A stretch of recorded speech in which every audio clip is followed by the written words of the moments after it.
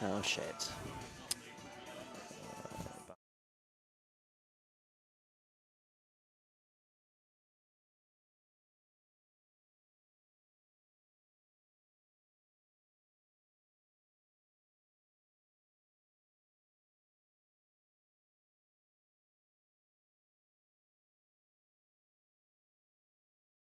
So let's just do this. It's not working. It's not. Good evening, ladies and gentlemen. John Partridge, Chris Wingrave here for Wednesday Night Modern from Darksphere in London. We are here in round one. The players are ready. We'll give them the thumbs up. Give the man by the... He's now ignoring us again. He's not watching. Dan! Judge! He's ignoring us. There we go. We have a very interesting match, as I'm sure you all saw in the opening screen. We have the joys of Abzan, Reanimator versus Bant, Knightfall. Players are off to the races. We have Isaac with a turn one. Camera's been readjusted as well today. Alexei had a good time going with the camera, so we should be very crisp and very clear as long as there's no foils. Hopefully, with a bit of luck. There should be some really good quality pictures coming out here now. So we shall see. We're just going back there, forth. We will sort out the camera as well. We seem to have a camera, the booth camera, not working.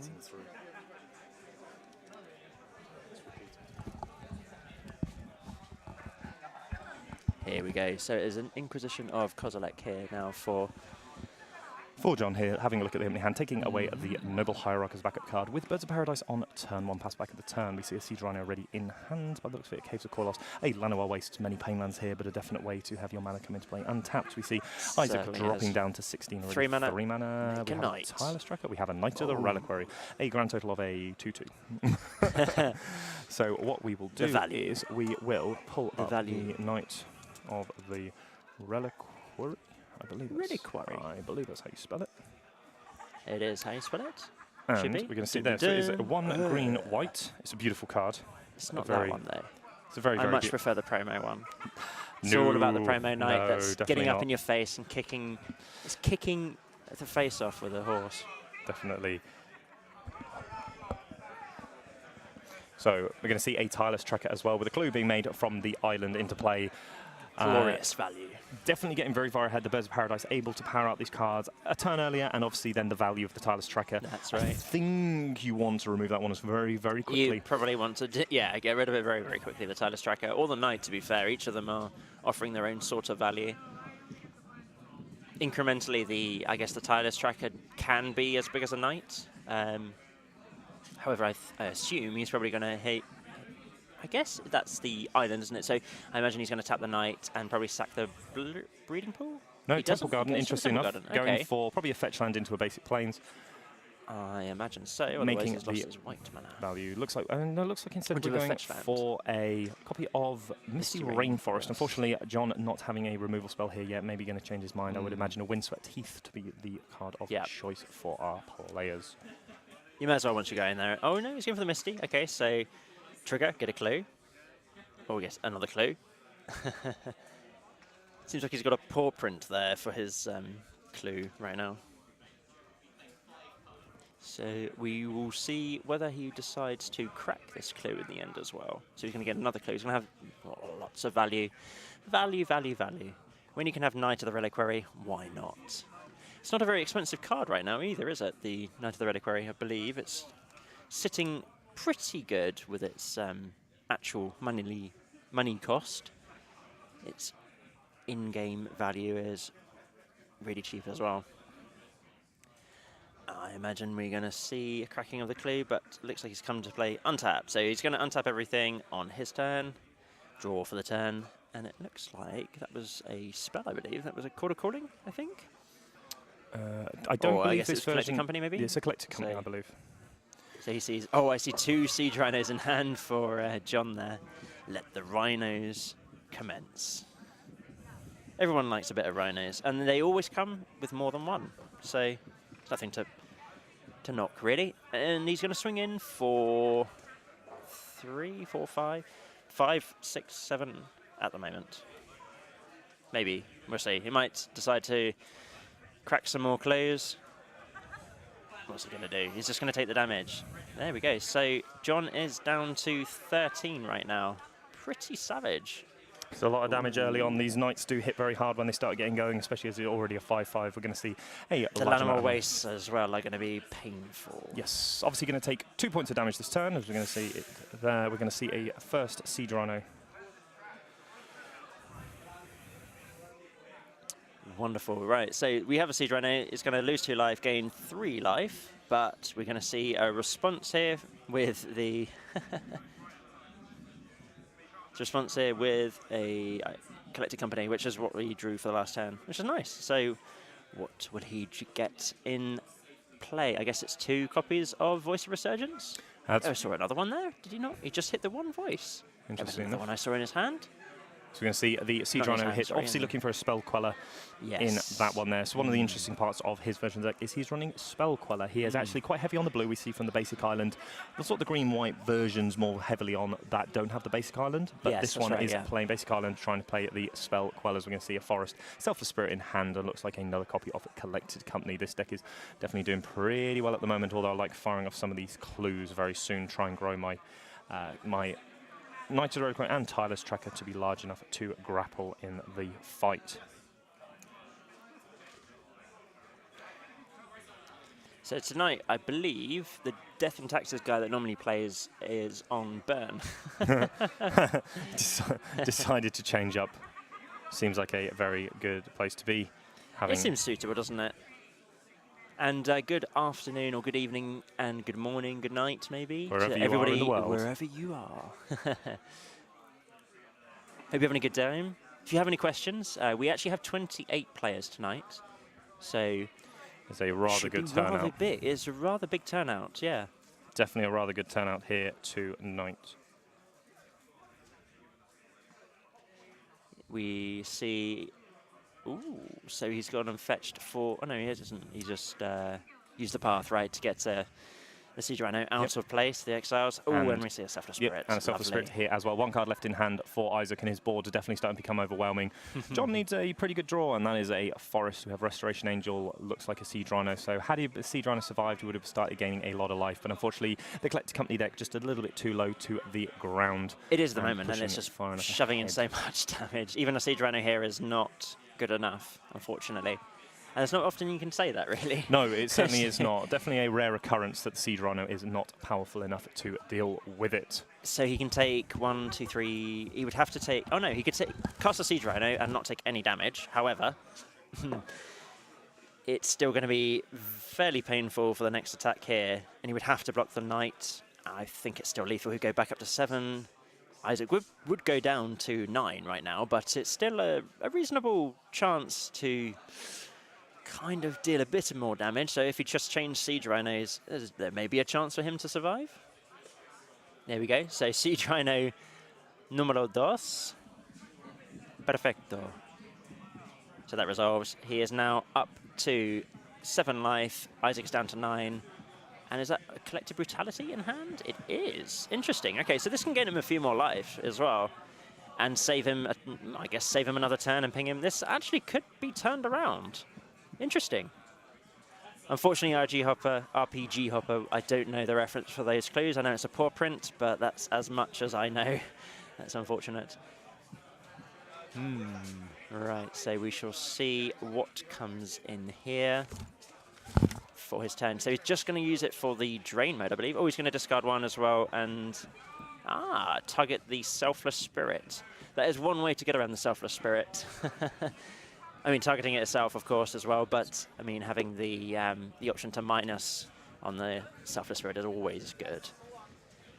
Or even extra targets that it's going to be targeting. So he's discarding the Ghost Quarter here as well, and I'm guessing he's going to drain and gain and -2/-2. We shall see exactly what it is.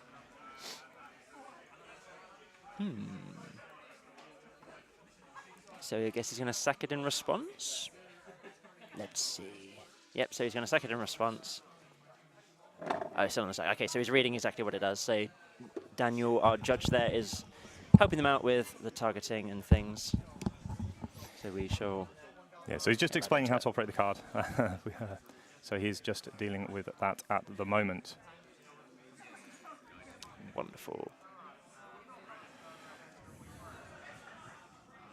And we're just adjusting the cameras here, so bear with us very, very shortly. Excellent, is that? Yeah, that should have done the trick. We were without our booth camera, unfortunately, or fortunately, maybe, whichever way you want to look at it.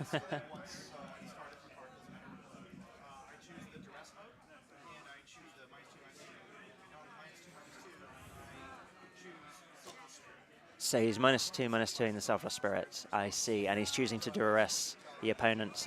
But if you sacrifice the Selfless Spirit, it still has a legal target, which is the target of the duress. Oh, it's not duress, actually, because it's a worse duress. Yep, slightly worse than duress, but it's still obviously a relevant ability on that. It's still got a legal target. So with a spell like that, if he was to say, just use the -2/-2 and you sacked in response, and if had another mode of, say, tap all creatures, or like with Cryptic Command, if you go tap all creatures and bounce a target creature, right? If you were to remove said targeting of being able to target that said creature, it would counter, or that Cryptic Command wouldn't be able to resolve, so you would lose the tap all creatures, interestingly enough. But there we go, we're going to swing in. Oh no, we're going to... Knight is going to tap, sacrifice the forest, go get another basic, I guess, is he? Or is he no, he's just going to go, Sajiri Step. Hello. Hello, the lousy Zoot, how are you doing? So we're going to Sajiri Step, an interesting one. He's still playing this in the deck. A lot of players have started to go away from it. It does give it gives target creature protection from target color. So obviously you can choose between green, Probably black, or white. Here, right? Well, your opponent's tapped out. Slaughter Pact is an option. Probably black is the best, but if your opponent's black is probably the resolve, we will now attack, and that will be a lethal attack here from Isaac, as long as he did name the right thing, and there's no Slaughter Pact to come back. Siege Runner cannot block. Will be lethal damage, and we'll be on to game number 2. +4 counters there. Momentarily. Lovely. Yep, I think that is go to the pick up your board phase. Lovely. So this is going to be like shuffling up into number 2, game number 2 of match number 1. And as they shuffle up, they're going to do their sideboards. We shall see exactly what they want to bring in. Maybe not exactly, but the best as possible. The options, obviously, for both of these decks are probably quite broad and vast. I don't imagine he's running, so John is... Okay, so I see a couple of Fatal Pushes. They're going to be important, and he's brought them in immediately. So that's some Drowning Sorrows he's brought in as well. I imagine the Damnation is coming in. He didn't go for the Damnation. Interesting, excuse me. I've developed the hiccups. He's looking at the Abrupt Decay as well, so I wonder if he brings it in. So he's put it to one side for now. Oh, he's taken it out. So he's taken out the Abrupt Decay. Interesting. And he's taken out one copy of Thragtusk, one copy of Unburial Rites as well. And I didn't get a good look at what he just brought out then. Oh, is that a Satyr? No, that looked like a Deathmist Raptor. Oh? ¿Qué?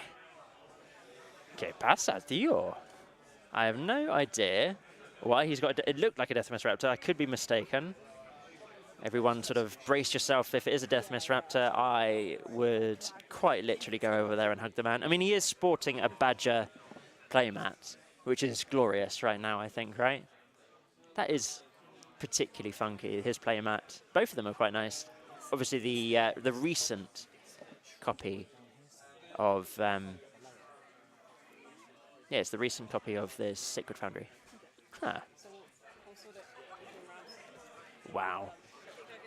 Right, we're having some problems with our booth camera, unfortunately, but for the meantime, we will stick with the match, and we'll sort that out when it goes to a little break. Hopefully, we'll get 3 games out of this particular match, but you never know. Whether the Abzan Reanimator, I don't think he is running any copies of the Whip, the Black Whip, the legendary artifact and enchantment that's 2 black and 2 colorless that reanimates a target from the graveyard. It was a Whip something, Whip of Erebos. It was Whip of Erebos, I remember. It was a really nice card. Great in standard with Sidisi, of course, but and obviously that and all those other fun things. but I don't think he is playing it in this particular list. There are some much better cards for same mana or less. We do actually have Hugh in tonight, and he plays some Weird and Wonderful Brews. Hopefully he'll win with them, and we can get them on camera. And when I say Weird and Wonderful Brews, I'm talking about some proper jank. It's glorious. However he works, his mind works completely different to the rest of the human race, which is fantastic to see. He played a heroic style deck, which had a numerous amounts of, I think it was Zada, the goblin glider thing. It was a 4-mana legendary goblin, which does multiple triggers whenever it targets itself. You get multiple copies of the spell or something like that anyway, and he had lots of like dragon mantles and other sort of cool heroic creatures. It was a fantastic thing to watch, and yeah, it did actually win on sometimes. I don't think he had too much success with the deck, but it was quite fun to see. So it looks like John is settled with his hand, and he is ready, waiting for Isaac to shuffle up right now. And there's the cut. So we are going to game number 2 here of round 1, here in Dark Sphere in London. We are right underneath the railway tracks. You thankfully haven't heard too much of the railway tracks, which is good. But it does give you a bit more of an atmospheric feel once you're in here. If you're in the booth, you can certainly hear them, the tracks above. Hopefully we won't have any stops and them come crashing through. That wouldn't be very good, really, would it? Now, place your bets now. Bet now. Which one is it going to be? Who's going to be taking home this game number 2? Is it going to be a 2-0 to Isaac, or is it going to be a 1-1 to John Kane and Isaac Mateo? How's everyone doing in the chat? What's your favourite decks in chat then? Let's get some comments coming up. What's your favourite deck of recently that you've seen? Maybe you've seen one recently and you don't know exactly what's in it, but we can offer some advice. Maybe you've got something new. Maybe you want to battle against the Jaces and the Bloodbraid Elves that are now legal in this modern format. It's very exciting. I don't think we've got any of them on camera, sadly. Maybe there's Bloodbraid Elf hiding somewhere in the Bant Knightfall deck, but I doubt it, unfortunately. But we will be getting some amount of Jaces and some amount of Bloodbraid Elves onto the screen. But 28 players as a turnout for our modern event, it seems really good. Seems like a solid choice. So we're going to lead off with what looks like Blossoming Sands. So I believe John is... Or is that a Horizon Canopy? No, that's not. It can't be a Horizon Canopy. I have no idea what that card is. Help me out in the chat there, guys, if you can see. Please tell me what that card is. The green-white land, is that the Canopy Vista? It is, it's Canopy Vista, right? So I'm guessing John is running on a budget list here for this Abzan Reanimator, sadly. So we're going to have some awkward amount of pain lands, shock lands, or something like that. I will ask the judge to see what exactly that green-white land is. Is it Sunpetal Grove? Is it the new Sunpetal Grove? I think it's Canopy Vista, I can't quite see it in the name. But I'm not sure exactly what he is running. It just seems rather bizarre. Which one's that, sorry? I'm guessing that's Canopy Vista, right? The yes. green-white land, or is that the Sunpetal Grove? Or I'm not sure the Scattered Groves, the Cycle Land. Oh, the Cycle Land. Could be the Cycle Land. It looks like the Cycle Land. It might be the Cycle Land, I guess. The green-white one from the most recent set. So we're going to see a turn 1, turn 2 Bed of Paradise here, glorious. and a turn tapped 2, yeah. Temple Garden to follow up. Interesting, no Fatal Push to do it straight away, but we have a all-star. We have an all-star from previous format. We can drown our opponent in sorrow. Yeah, so he boarded them in from the side. He put 2 in from the side. I didn't see exactly what he took out because he did it really quickly. But he boarded in 2 Drown of Sorrows interesting. And a couple of... Yeah. Because generally it will only kill the dorks. Yeah. And maybe the voice, or something. possibly. But like the main threats are 3 toughness and 4 toughness, so it's always interesting. Well, more than that, because obviously you have Knight of the Reliquary. I don't believe Isaac is running the Courser of Krufix version, so he might be a little bit more susceptible to the... So he boarded in 2 Drown of Sorrows, which... So here's a good one for you. Yes. Play my third land, have 4 mana. Oh, got nothing to do, boys. All out of gas. What's that? All out of gas. What am I going to see? So we see a hand which looks like Collect Brutality, Lingering Souls, which is going to be pretty good here. Might be able to... Yeah. Oh, no, we're just going to cast the Lingering Souls. Why Deciding not, to get the value out of it. Or just to get more value out. Yep. We're going to see a mana being tapped, and looks like we might be the secret casting. mode on Interesting. Spell We're going Queller. to Spell Queller. A very interesting one there. Oh, it's glorious against Lingering Souls, right? Yeah, because then you don't get the second cast. It's not a straight counter, it's just exile. It exiles it, yes. But obviously if you kill yes. Spell Queller, feels pretty bad. And this is always one of the problems I've had with Spell Queller, especially in a format where Bloodbraid Elf is back and Jund is going to be more popular. So more copies of Lightning Bolt, and more copies of Maelstrom, Pulse, Abrupt Decay, etc., etc. Yes. Don't think I'd be playing with Spell Quellers. However, still a very powerful card against the Lingering Souls. We're going to see a Kitchen Finks here from Isaac. Going to jump back up to 21. F&M promo. I'm not so sure it's horrible. Are you sure? It's not the original. I would much prefer the old one as opposed to the new one. But well, I say new one. It's as opposed to the. Seems like there's only one way to trigger Revolt here, but he can get back his Lingering Souls, but he has to use the Ghost Quarter. So actually, interestingly here enough, right, he can Ghost Quarter, push the... you would Ghost Quarter, then you would cast your Drown in Sorrow, but maybe you want to Ghost Quarter yourself to get the basic Swamp, so you can then Drown in Sorrow and or you then just make push. a Siege Rhino. Oh, you can make a Siege Rhino. I mean, that's always a good plan, right? With a Fatal Push backup. And you have Fatal Push You don't now, have Fatal Push for any of them. But if Siege Rhino were to be removed from play of course, by your opponent maybe having a path to exile, then you are very much far ahead at this point. We're going to see an untap here very quickly from Isaac and a draw for the turn. Siege Rhino, a very good card against these green-white decks without the Knight of the Reliquary, making it a little bit small in comparison. But obviously against your Kitchen Finks blocks incredibly well. But I think we'll see an attack here for 2 from the Spell Queller. I don't think it's blocking anytime soon, especially not with a... I don't think he's been marking down his life because he took 2 from last turn as well, right?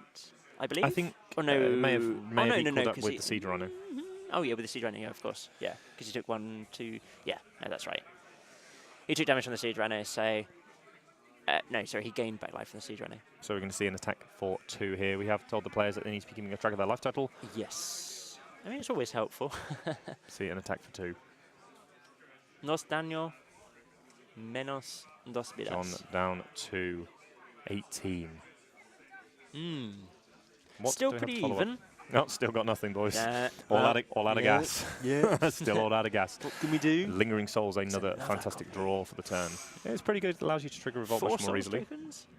It does allow you to trigger Revolt pretty easily. We're going to see a very big attack here from the Siege Rhino. I think we might maybe take the 4, go down to 14, and then cast a Collected Company. You could cast Collected Company now, see what you get, and then has he got pushing? So here's a really good way of triggering Revolt. So what we're going to do, we're going to pull a Fatal Push. Yes. Fatal Push. Very good 1 mana removal spell. Now, Fatal Push. Oh, with... It says... so what does Revolt mean? It says...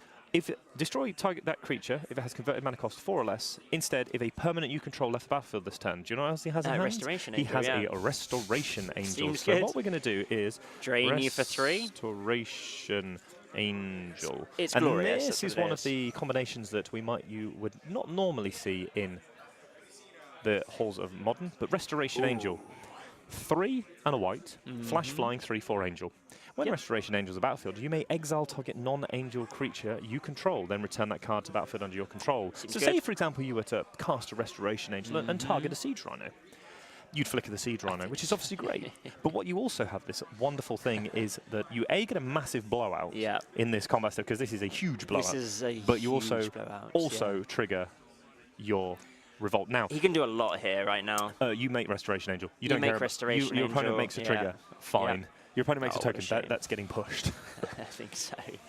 And we're going to trigger the Siege Rhino, which flicker the Siege Rhino. Untaps the Siege Rhino. And they can block. Well, we shall soon have to find out. It'll be interesting to see if there is a card in the hand. Looks like there is a land blue spell and something else, but none of them So look the like interesting thing here is, right now, would you sacrifice your... would you sacrifice the Selfless Spirit? I think you in the block step. I think you go to blocks first. Go to block, sacrifice the spirit. Yeah, because in response to the spirit, then you can fatal push. What you want to do if you're in John's seat is make your opponent use the spirit first. Yes, right. So you block the Spell Queller with the Restoration Angel, and you block the Kitchen Finks or the Voice Resurgence with the Siege Rhino. So I think here you do it in response, right? And then you kill. Looks like we have a Retreat to Coral Helmet. Although you will get another token, sadly. That's to trigger that. So, yep, we're now, going to do you sacrifice shoot the in souls? response. No, in response you should fatal push the token in response. You think you push the token, or you don't push the spell You queller? can push the spell queller. That's also a Because good then you've got a option. big flying threat, Yep. and your Siege Runner can just gum up the ground, and the Soul Spirits, to be fair. Looks like we're going to go 3 mana in the end step. Lingering Souls is probably one of my favourite Magic cards of modern times. Second main phase, we're going to make retreat to Coral Helm. Oh. Love this card. Glorious! And he's got the mana to cast Knight as well, which is quite scary here with the hand. So, untap something? What's he going to untap? Or he could scry. Ooh, scry. So retreat to Coral Helm, 3 and a blue enchantment with the land. Oh, it's actually one word is Coral Helm. So let's spell this one correctly. I should be able to spell this one correctly the first time round, but we'll soon be fine. Yeah. Retreating to the So helm. how much damage did you take there from the took attackers? He took 5, right? He took 2. No, he took 5. Yeah. He took sorry. 5, yeah. And he killed. So we he interest blocked. Oh, he blocked the Finks, right? Did he block the Finks? No. Interesting. Okay. I'm just going to make sure the players are keeping their life totals Yeah, accurate at the moment. life totals need to be updated, so John's just going to run off and do that quickly. Yes, he probably shouldn't push the token in his turn. That's certainly not the best. But I think if you wanted to sort of edge off the Spell Queller and just save your mana, not to make most efficient use of your mana, then maybe, but it's quite tough. Let's see what he does in his turn now. So he's untapped. We have a Siege Runner in play and a... Ooh, what's the draw for the turn? So the draw is Unburial Rites. Nice. Okay, so does he Drown in Sorrow now? It's probably quite good to Drown in Sorrow now, right? Because that kills the Finks. It makes a token from... No, Drown in Sorrow, that doesn't have the Exile clause. That's Flaying Tendrils. Yeah, so this is the scry. Too. Yeah. Well, let's go back to old standard. But you'd want to do drown. it post-combat, right? So you'd want to either swing in... If you're not a swing in, then sure. But I think you're swinging with this Angel, right? Because you've got push. Not yet. I'm fairly sure you can sit back. You're going to drown. Okay. Drown first, though, which is fine. Sure. I would have kept up the... Your opponent has a Kitchen Finks in hand. Well, yes. Yeah. I'm sure that was blocked, right? And it's got a -1 counter on. But I could be wrong. He's not leaving up push unless he's got another land in hand. But he has got push in his hand as well. Yep, which push in hand is obviously very good. But he hasn't, interesting, as you say, not left up any black mana. But then he has to tap... He has to tap the... what I would have done is tap the forest rather than the Ghost Quarter, because then you can Ghost Quarter your Llanowar Waste to find the... Yeah, a black source, and trigger the Revolt. Yes. But then again, you want to get rid of the Spell Queller, that is true.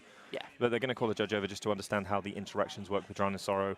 What he's trying to understand is... Well, the damage is going to go on the stack here now, so it's all -2/-2. Finks dies. So everything will be off the interesting battlefield. The token will die. The Finks is... It's a persist trigger. It's persist. So that will come back, and it will miss the damage. Oh, not the damage, sorry. It will miss the -2/-2. So it does return as into a 2/1. play as a 2/1. But what they're trying to understand is, does the token die? And I believe from the understanding it does work. Well, certainly the bird will die. The Finks will die. The Finks will die. No, because it makes another token. It's a persist trigger as well. There is another token, so it's a 3/3, yeah, so it doesn't die. Okay, so you will get another token back and a Finks, and then it will come back to being a 2/2 at present, but then will be a 4/4. We'll soon find out. So the judge is explaining it at the moment. So we'll try and work this out as it goes along. Oh, no, because there's death trigger as well. So, yes, I think it will die, right? So this will die. That will die. And then it will be replaced by the other one. Yes. Okay, interesting. Yeah, no, that's right. So the voice token makes a token. Right. Yeah, because there's... Finks comes the back. damage happens, it resolves, then the triggers come onto the stack afterwards. Yeah, so that's the correct way of doing it, yeah. So we're going to see a Kitchen Finks return with a +1/+1 counter, with a -1/-1 counter on it, so it's now a 2/1. Yes. That was a pretty good Drown in Sorrow. I'm not going to lie. So it'll be interesting to see if John has any follow-up. You can't attack because I don't think you need to attack. Well, you've -2/-2 yourself already. Also, you've also tapped out of any relevant mana this turn, so you don't actually have a play this turn. So we're going to pass it back. I think he didn't really want to attack anyway because he's sort of stabilised his board already. He's now gained a couple of life from Isaac, sure, but. The scry 2. Did he scry 2? I don't think we saw him scry. He didn't. He scries 1. Oh, is it scry 1? Yeah. Oh, yeah. Okay, sorry, you got it on camera. Yeah. So we're going to retreat to Coral Helm. I think that you get your scry. You have to scry now. Yeah. Like your retreat to Coral Helm is a scry trigger until you find either Collect Company or Knight of the Reliquary, and you have to hope the Knight survives, and that will be the challenge. And I think that's maybe what he's keeping up here now, because I guess the Lingering Souls isn't that important right now, but it's interesting that he didn't do anything, because if he's got Knight here now, he's got no way of killing it, right? He's got Fatal Push, but again, no way straight away of killing it. He can't cast Fatal Push, he's got no mana for it. But Knight doesn't win on the spot. Ah, no, of course, right, no, because it would need doesn't haste, have right, haste. yeah, sure, okay. But, okay, so he's got a turn where he can sort of be free. So we're going to untap here, draw for the turn, see that we find what looks like another land, unfortunately, off the top here for Isaac. Yeah. And he has a Kitchen Fix still by the looks of it in hand. Windswept Teeth is a good one to find. The problem is he's now going to find is maybe if he doesn't have enough lands to have it. Well, he could probably put enough in the graveyard, but interested to see how he plays it should he find the Knight. But he does need to find... He needs to scry. He needs right a big now. fatty, really, doesn't he? He needs to scry. So interesting if he's going to tap down. Tap that down. Okay, well, it's an aggressive line. The Restoration Angel, I'm sure, is blocking anything that comes across. Okay, so it's a 4/4, so maybe it's not blocking the token. Yes, the token's a 4/4. So you're going to do 4. Your opponent's at 16. So we're going to see an attack for here 4. Okay. 4. I think you just take this, right? It's not. It's not a big deal. No, you can't trigger revolts. There's no point. There's no benefit. There's no need. Yeah, you can't do anything with it. So now, had he have left the Ghost Quarter untapped, it could have been savage. Well, yes. So we're going to see an untap here because it shrinks the. I think he's got to save this push though. I'm not sure. I think you just go for the blowout that turn because it kills the. So it looks like he's got push in hand, and he's got an Unburial Rights and a Lingering Souls and a Collective Brutality. Collective Brutality. So the reason you can go for the blowout that turn is because if you want to try and do it, you get the Lingering Souls into play, and your Angel eats the token. Yeah. And then you just crash for a load of damage because your opponent has a fetch land untap. Yeah. Because you would have killed both creatures. Yep. Your opponent's also top decking. So Fatal Push is very good against the top deck Collector's Company, and you may just lose. But again, you're more likely to win the game at that point. So before we go to attacks, he's going to crack that and tap down, I guess, the Rhino or something. So these fetch lands have been useful with just Coral Hound being open and saving him some amount of damage. 4 damage as trample as well is not something to be sniffed at, really.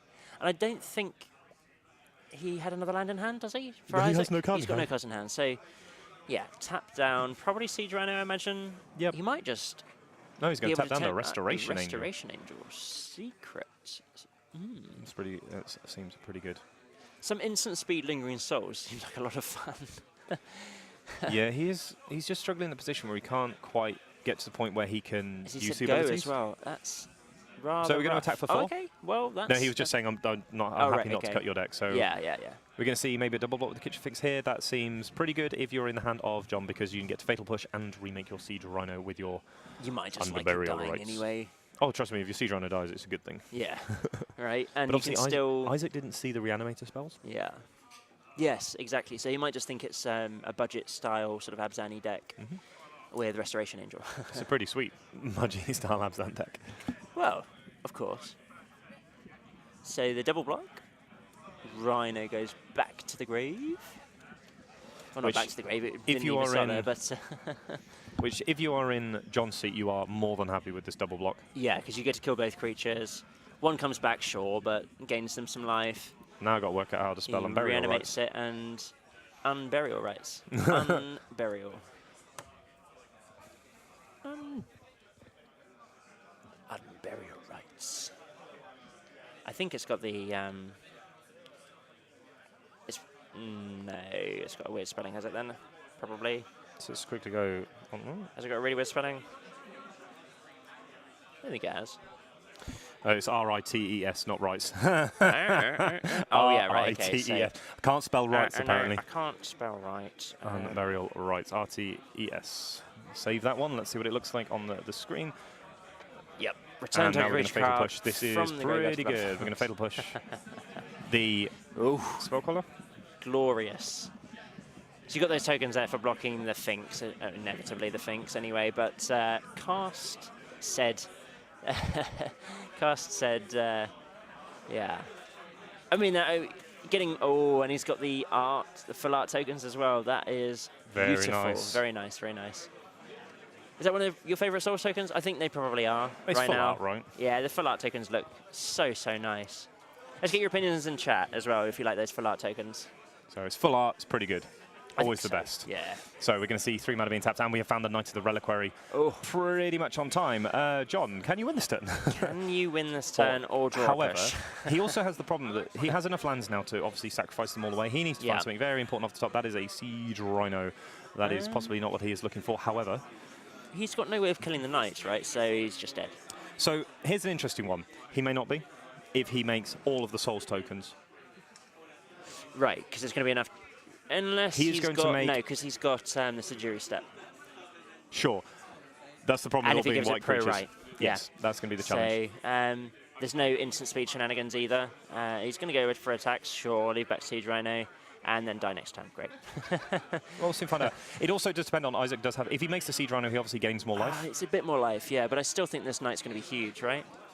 So he's going to lose 1, gain 2. Yeah, sure. Well, actually, being on 2. 6 is actually quite important for Isaac Fetch here. lands. For fetch lands, yeah, because growing the knight, fetch lands are just so much better. But he's got some amount of Ghost Quarters in there, right? We've seen, I believe. Well, maybe? That will be... We'll that is going to be the question we're going to see. I would say casting Collective Brutality... yeah, so... He's in a position where... The Knights, the Spirits as well. So he's only got 2 Spirits, has he? No? We have more of them at the table, he just doesn't want to use them.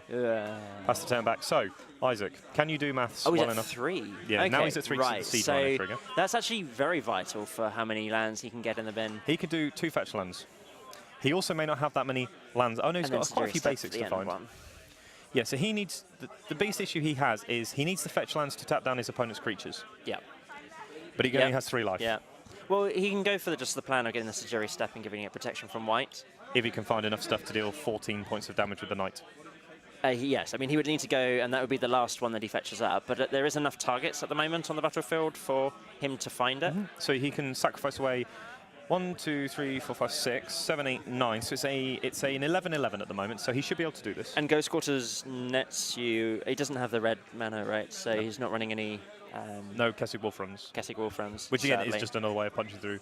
So it doesn't matter right now, he can just like nuke his whole board, essentially. Okay, so we're going to collect company first. Interesting. So I'm not a fan of this. I don't think it wins you any more than just trying to get huge... There are 2 reasons for this. Number 1. Path.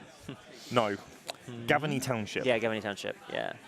It is a land you can fetch with the Knight of the Reliquary. He now has the Exalted trigger as well. So interestingly enough, it's probably net neutral. But the Gavany Township allows you to have an additional +1/+1 counter. Because if he didn't hit the Noble Hierarch, it's obviously he also can't sacrifice away the island. No, but he can sacrifice the rest of his board away. So we're going to fetch up first fetch land. Trigger, untap. Yep. Sacrifice down to 2. I don't think he needs to tap anything. He can. No, he doesn't even need to scry. I mean, he may as well tap down something, I guess. Yeah, you untap something with this. Deal. Or you're going to do it with the trigger on the the stack. You may as well tap down a Rhino. It makes no difference here right now. He can give it protection from white and swing. So he's currently at 2 life. Tap a Siege Rhino. Yeah. He's still got 4. I don't think he can get 4 triggers, right, from his current life total. Yeah, he should have enough to do this. I think possibly. I mean, I don't know the deck in and out, but give your opinions in chat if you Again, you also think have he's dead. If he has Horizon Canopies as well, that helps. Yes, that's true. So Horizon Canopy is actually a big deal. Maybe he's got them, maybe he hasn't. So no, it's an extra land, isn't it? So another fetch land. Untap.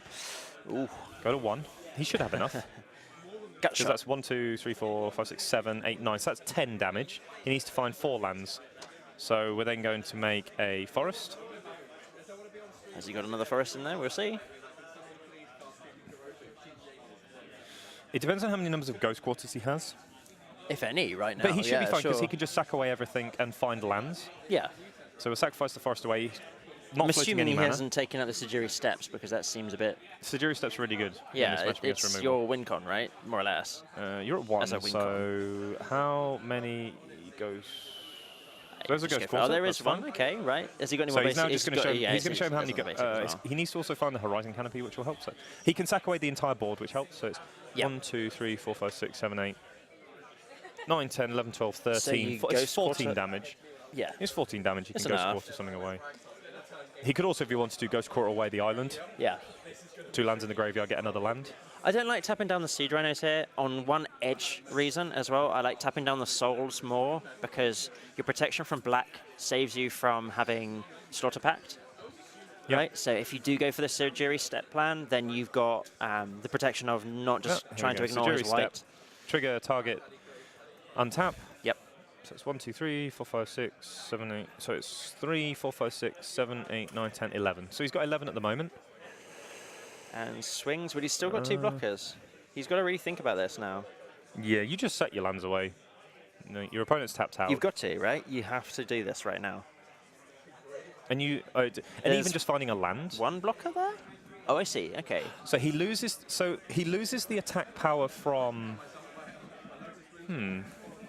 This seems like a really strange attack if he's only got 10 lands in there, right? So that's 12 damage. Oh, I guess no, he's taking 2 from regardless of whatever. Yeah, so there you go, just about. So as he does it, that is 2-0 there. 2-0 for Bant Knightfall, a very timely top deck, and unfortunately couldn't be matched by his opponent's draw that turn. Does mean that the very, very cool looking Abzan Reanimator deck has not managed to find its way through to the actual thing in the end. So what we're going to do is we're going to call it. We're going to sort out our camera. Yeah, we need to have a quick look at the cameras, and we shall be back with round number 2 of coverage very shortly. The stream might cut out, so we're just going to try and possibly restart the stream as well. So hang on tight. We will be back. We'll certainly be watching chat as well, so we will be back soon. We'll be back with you very shortly.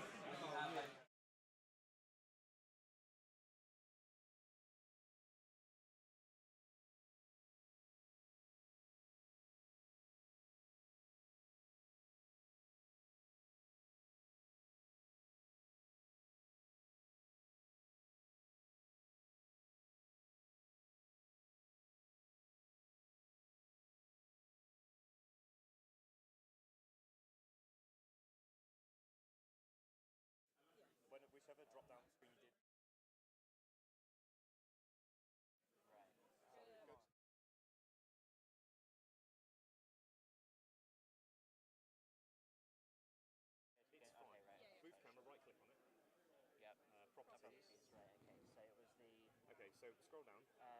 Scroll down. Resolution. It's this here, I think. Video format. Okay. So Kenny. Right. Right. So that's not worked. No. So do that. Change it from that to that one. What the hell? Or just hit default. There we go. Working again. Click OK. Click OK and put it back on the VRD. That's the.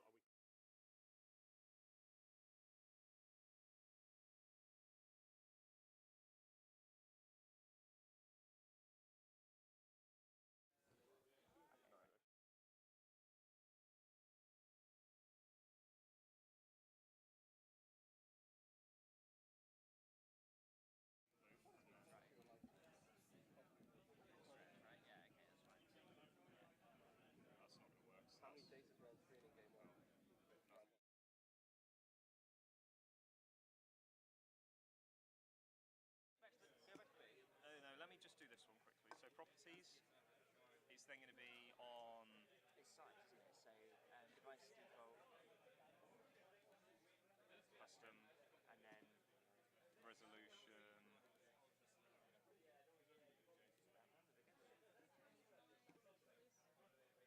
But that's not working now. yeah. So it's something's lagging it here. So it's maybe on.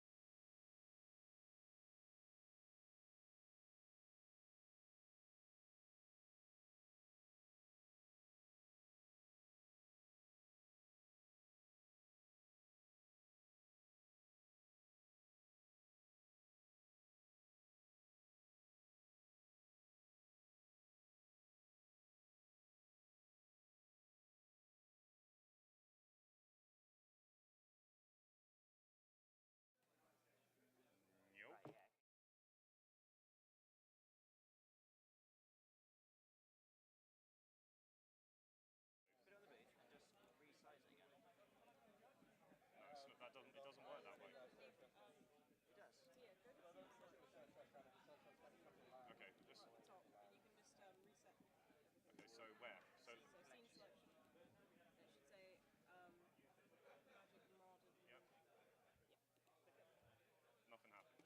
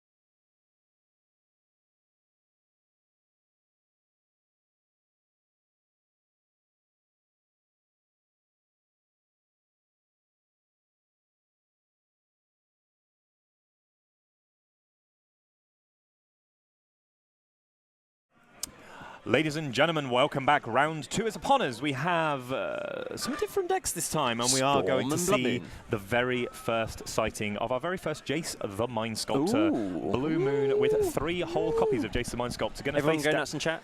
Going to face down Storm. Let's see what the players can do. We're going to send it down to feature match area where we have Jonathan on Storm and his opponent Jamie on Blue Moon. Give the players the thumbs up. Look at those glorious mats. Judge. Excuse me. Excuse me, Judge. We'd like the players to start, please. And we'll be on to round number 2 of coverage.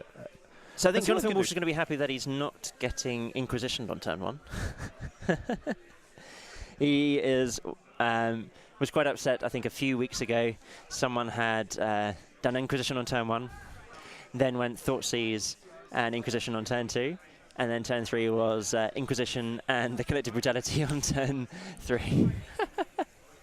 I mean, there's not much else coming up with the follow-on on for that, but the Storm deck just needs that critical amount of spells. It looks like he's hurt his thumb. Yeah, I believe there's an incident with a very sharp blade. But we'll see what it is. So players are going to have a look. Late. Looks like maybe the Storm player will be on the play. Hopefully he doesn't need assistance in shuffling, but it looks like he'll be okay for it so far.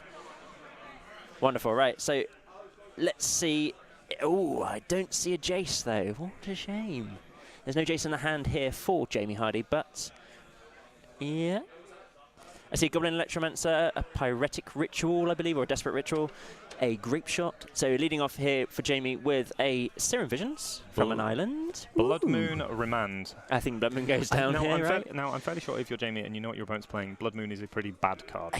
Yeah. You're playing 2 blue-red decks, so we're going to see a... wonderful.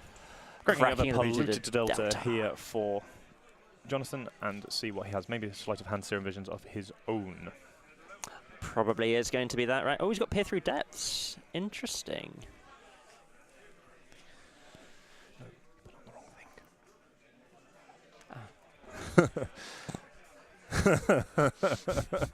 So, let's go on the right thing. Never mind. Never mind. Onto this one. We're going to put up the card that we're trying to do on the last one. We're going to pull up Grape Shot for those viewers at home. Obviously, it is the 2 mana, deal 1 damage to target creature or player. Yeah. Storm. With Storm. Oh, not Grave Storm, though, like Bitter Ordeal.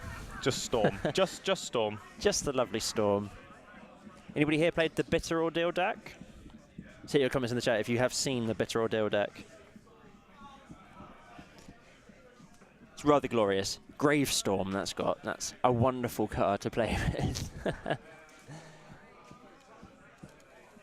So this is round number 2. Looks like he's got... oh, he's seen a Peer Through Depths there. So that might be a card you want. Yes, it certainly would be. I'd be very happy to see that card. Looks like he's taking the land, though. He's going to pass the turn back to his opponent, obviously not wanting to cast the Sleight of Hand, obviously wanting to draw the Peer Through Depths. And because he draw for the turn, no third land here from Jamie.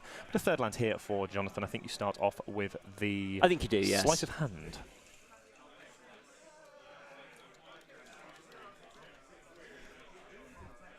Sleight of Hand. Did we see what we found another? We found our third land for Jamie. We did, yes. Well, yeah, I think he set it up with the Serum Visions from previous. I don't think he jams the Blood Moon here, right? I don't think there's any sense to do that. Just probably helps some counter Probably helps your opponent. Yes, certainly does. So we're going to see what looks like the Sleight of Hand here from Jonathan. Let's see what the top 2 cards are. See if we find maybe our 4th land. We're going to see a Ritual and a Past in Flames. So that's a Pyretic Ritual. Passing Flames to the bottom. Seems like the best. Seems like the best place for it to be. Possibly, if you are digging for some kind of gifts ungiven. And I guess Peer Through Depths is the instant, right? Look at the top 5. Let's have a look at Peer Through Depths. Peer Through Depths. Peer Through Depths. Has it been apostrophed? It shouldn't be because it's not ownershiped. Nope. Come on. Should be right. See if we get it right. Yeah. Boom. Got it right straight away. Instant Arcane, another Arcane spell, 1 and a blue. Look at the top 5 cards of your library. You may reveal an instant or sorcery card from among them and put it into your hand. Put the rest on the bottom of your library in any order. We are going to... he's discarding a Pyretic Ritual. That seems fine.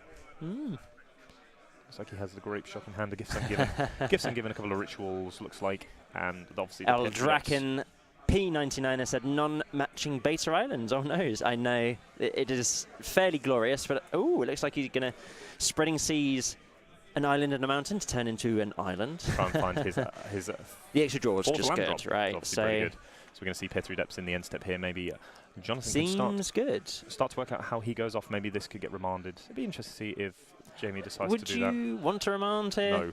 But Not also, really. No. Also, just this. Serum Vigilance is pretty nice. Manamorphose is probably better. I'm not sure. Or would you take the extra land?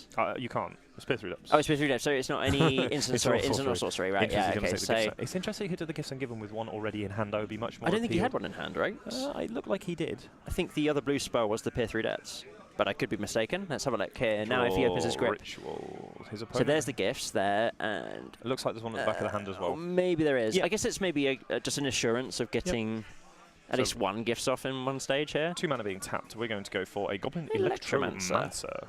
Interesting that he tapped. Obviously, has tapped the red mana. I think you let this go, and Pass the turn back. so he's passing the turn. Okay, so he can't instant speed kill you, at least. So maybe he fetches up a basic mountain here? Maybe? Yes? No? Maybe? No? He's just going to pay the 3. I don't know if I'd particularly be up for paying 3 here right now, but that's what he's going to do. It could be posing a remand. Now we're going to have a As lightning well. bolt. There's the lightning bolt. Okay, Oh, so he had the lightning bolt. zip, dead. And this is why I would have taken the Serum Visions, because now you can Serum Visions Yes. and set up yeah. your next turn to maybe find your 4th land, start the gifts ungiven train. Yeah. See. And we now have 2 Cryptic Command, Mana, Blood Moon, Snapcaster Mage, and a Remand as well. So I think Well, the Blood Moon's not really a big deal right now. That's effectively a deck card, which I imagine is getting boarded out. I'm not sure if Jonathan's running any main deck Blood Moons. It's possible. Here we go. So, Baral, Chief of Compliance, comes down. Is there a removal spell? Or Let your Cryptics get a lot worse. would you want to Yes. do that now Yes. and waste all of your mana? Yes. Yeah? All but one. I don't know if I would. He's thinking about it. So, Okay, you let it resolve. The reason being is, can your opponent needs 2 lands to go off and can't make any blue mana at the moment. He doesn't We're need gonna 2 lands, he needs 1 land, as long as this resolves. So the reminder's good. Yeah. But he has a Snapcaster Bolt, which will obviously Yes, yeah. I think this was the better plan, because you at least get them to use their mana out, right? So using all the mana is good. The Pool Islands. Ah, nice. From Pastori. So get in for 2 damage here with the Snippety Snapcaster Mage. Everyone likes a Snapcaster Mage, I think, unless you're on the opposite side of it. That is certainly true. Snapcaster Mage, quite a good card, as it turns out. Tiago Chan's Invitational card has turned out to be quite a powerhouse in the format it is legal in. We're going to see a 2 mana being tapped here for another Baral, Chief of Compliance. I think this one might get spell Running snared. Barrel Chief of Compliance just seems great. You might Cryptic this because you have spell snare backup. If he's got Spell Snare, I definitely like Cryptic Commanding here, because any then spell that if he tries to go off in response would happen. So no, it's going to get Spell Snared. Okay. No, I like that as well. It gives you the option of, yeah. It seems fine.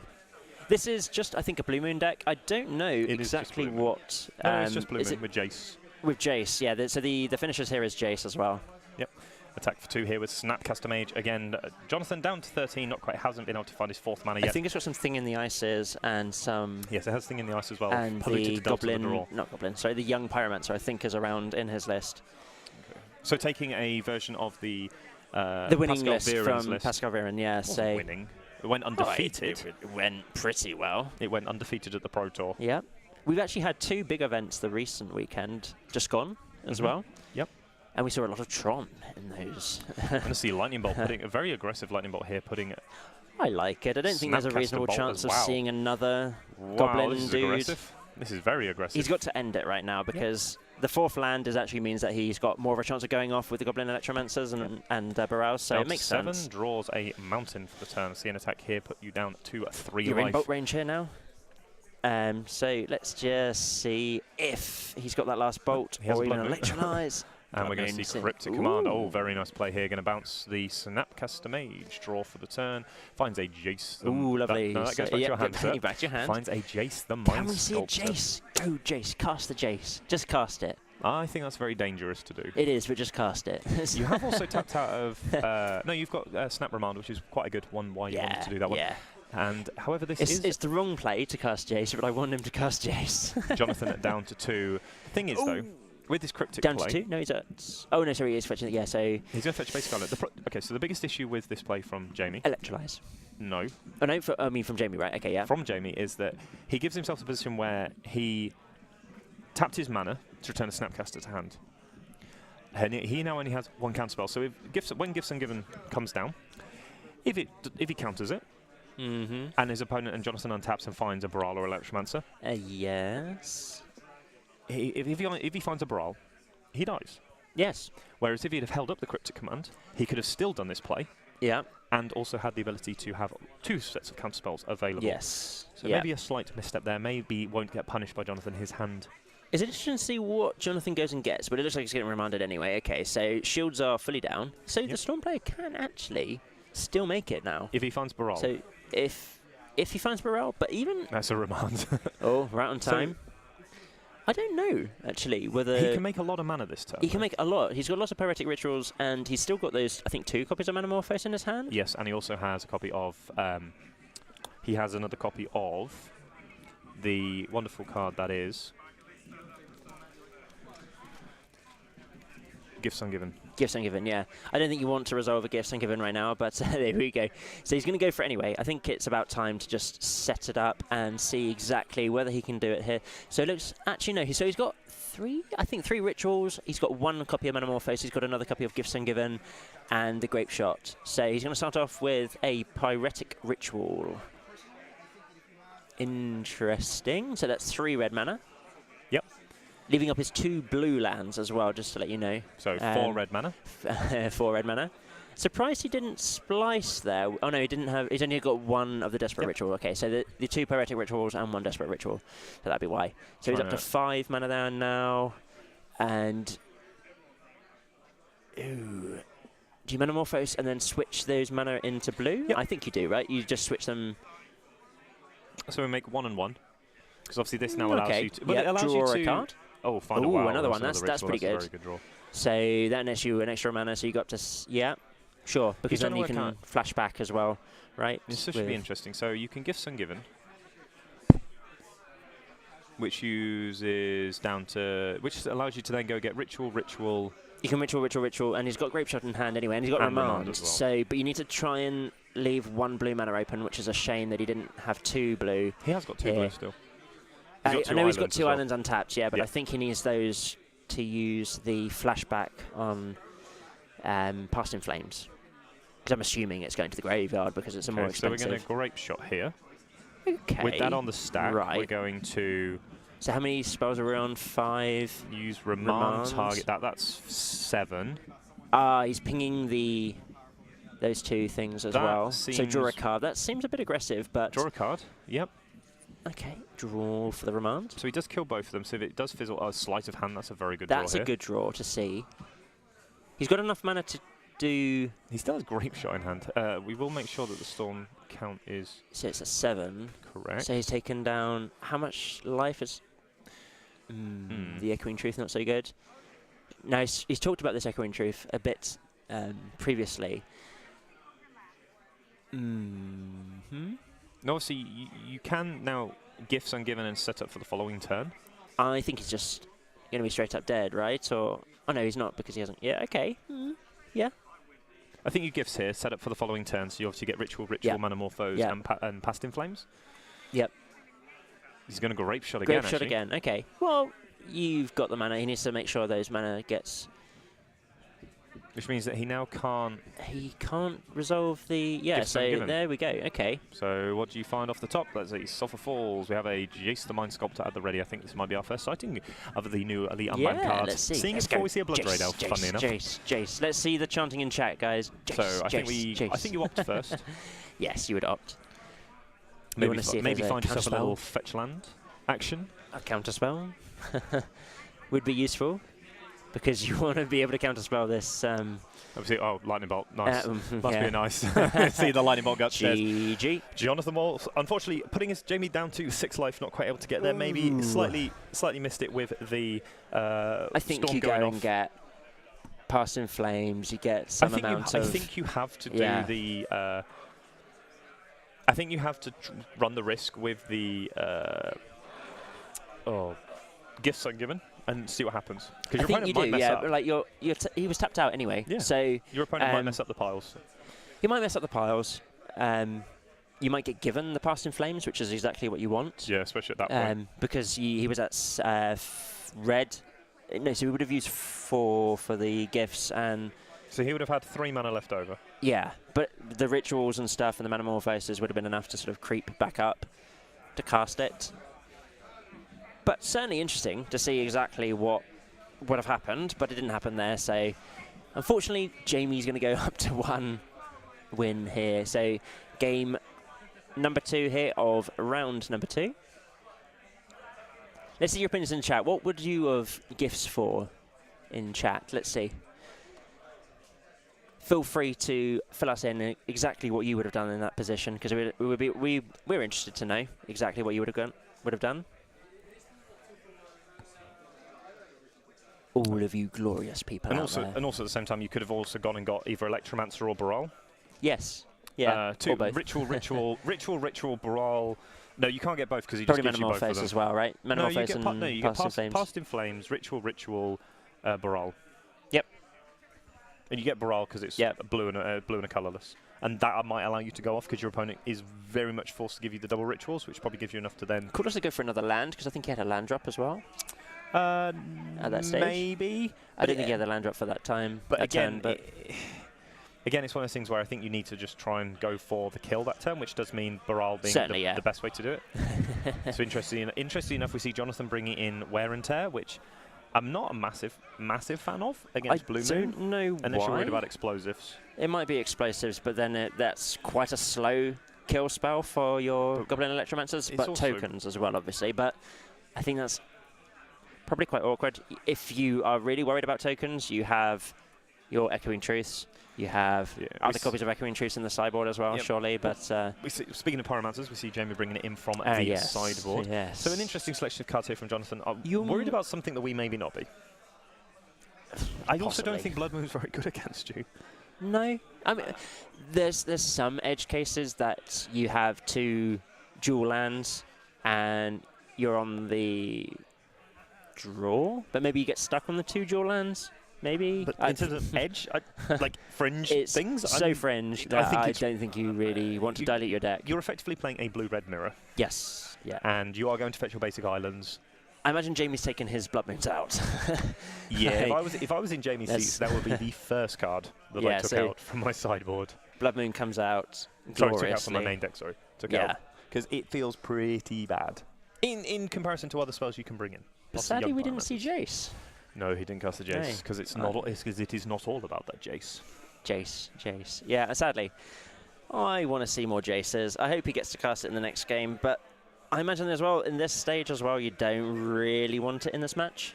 No, I imagine not. I think there are definitely other cards that you would prefer to have from Jace. Again, it's fine, but it's brainstorming, I guess, to get exactly what you want. You can't cast it early. No, you certainly can't tap out for it on turn 4. So one card I'm very interested in is whether you start sideboarding, again, copies of... So we saw some negates there in the deck. Yes, I think, and they're coming in. Yeah, I think that's a very good card to bring in. So here's an interesting one. Do you start bringing into your sideboards, the blue-blue-red counterspell? Oh, Counterflux. Yes, you start playing that in a format of Blood-Bride Elf, Jace Mirrors. I think it's a solid card anyway. Storm. It's always good against Storm for the overload. The Storm player went off, and then I did nothing. I didn't die. Yeah. So it's an interesting thing. It is quite expensive, right? So is Jace. Yeah, sure. It's a 4-mana counterspell that sort of deals with it. I think on the other hand... 3 mana for Jace, I 4 think you mana go for Blood-Bride. I think you go with something slightly different. Slightly different. So for those of you who are aware, Counterflux is a blue-blue-red instant spell. Counterflux can't be countered by spells or abilities, so it's within the cycle of Abrupt Decays, Supreme Verdicts. The Return to Ravnica set. Counter target spell you don't control. Overload 1 blue-blue-red. I used to love having this card in my sideboard, especially when Storm was really good. Oh, when Counterflux is good, it's probably the best spell in your deck, right? The other thing that you could be casting nowadays is... let me just get it up. If I can spell it correctly. Yeah, there is a slight problem with this spell you're going to show. Welcome back, Death and Cat Mix. Nice to have you finally watching my stream for once. But Summary Dismissal, right? So this is actually good against a few decks in the format now that are going to be creeping up to being tier 1. This Like? Tron. Right. This kills Ulamog, dead. Stops you from doing anything with Utamog. As it did in Standard. As it did in Standard, sure. But that was not for Utamog, that was for Emrakul. And Ulamog as well.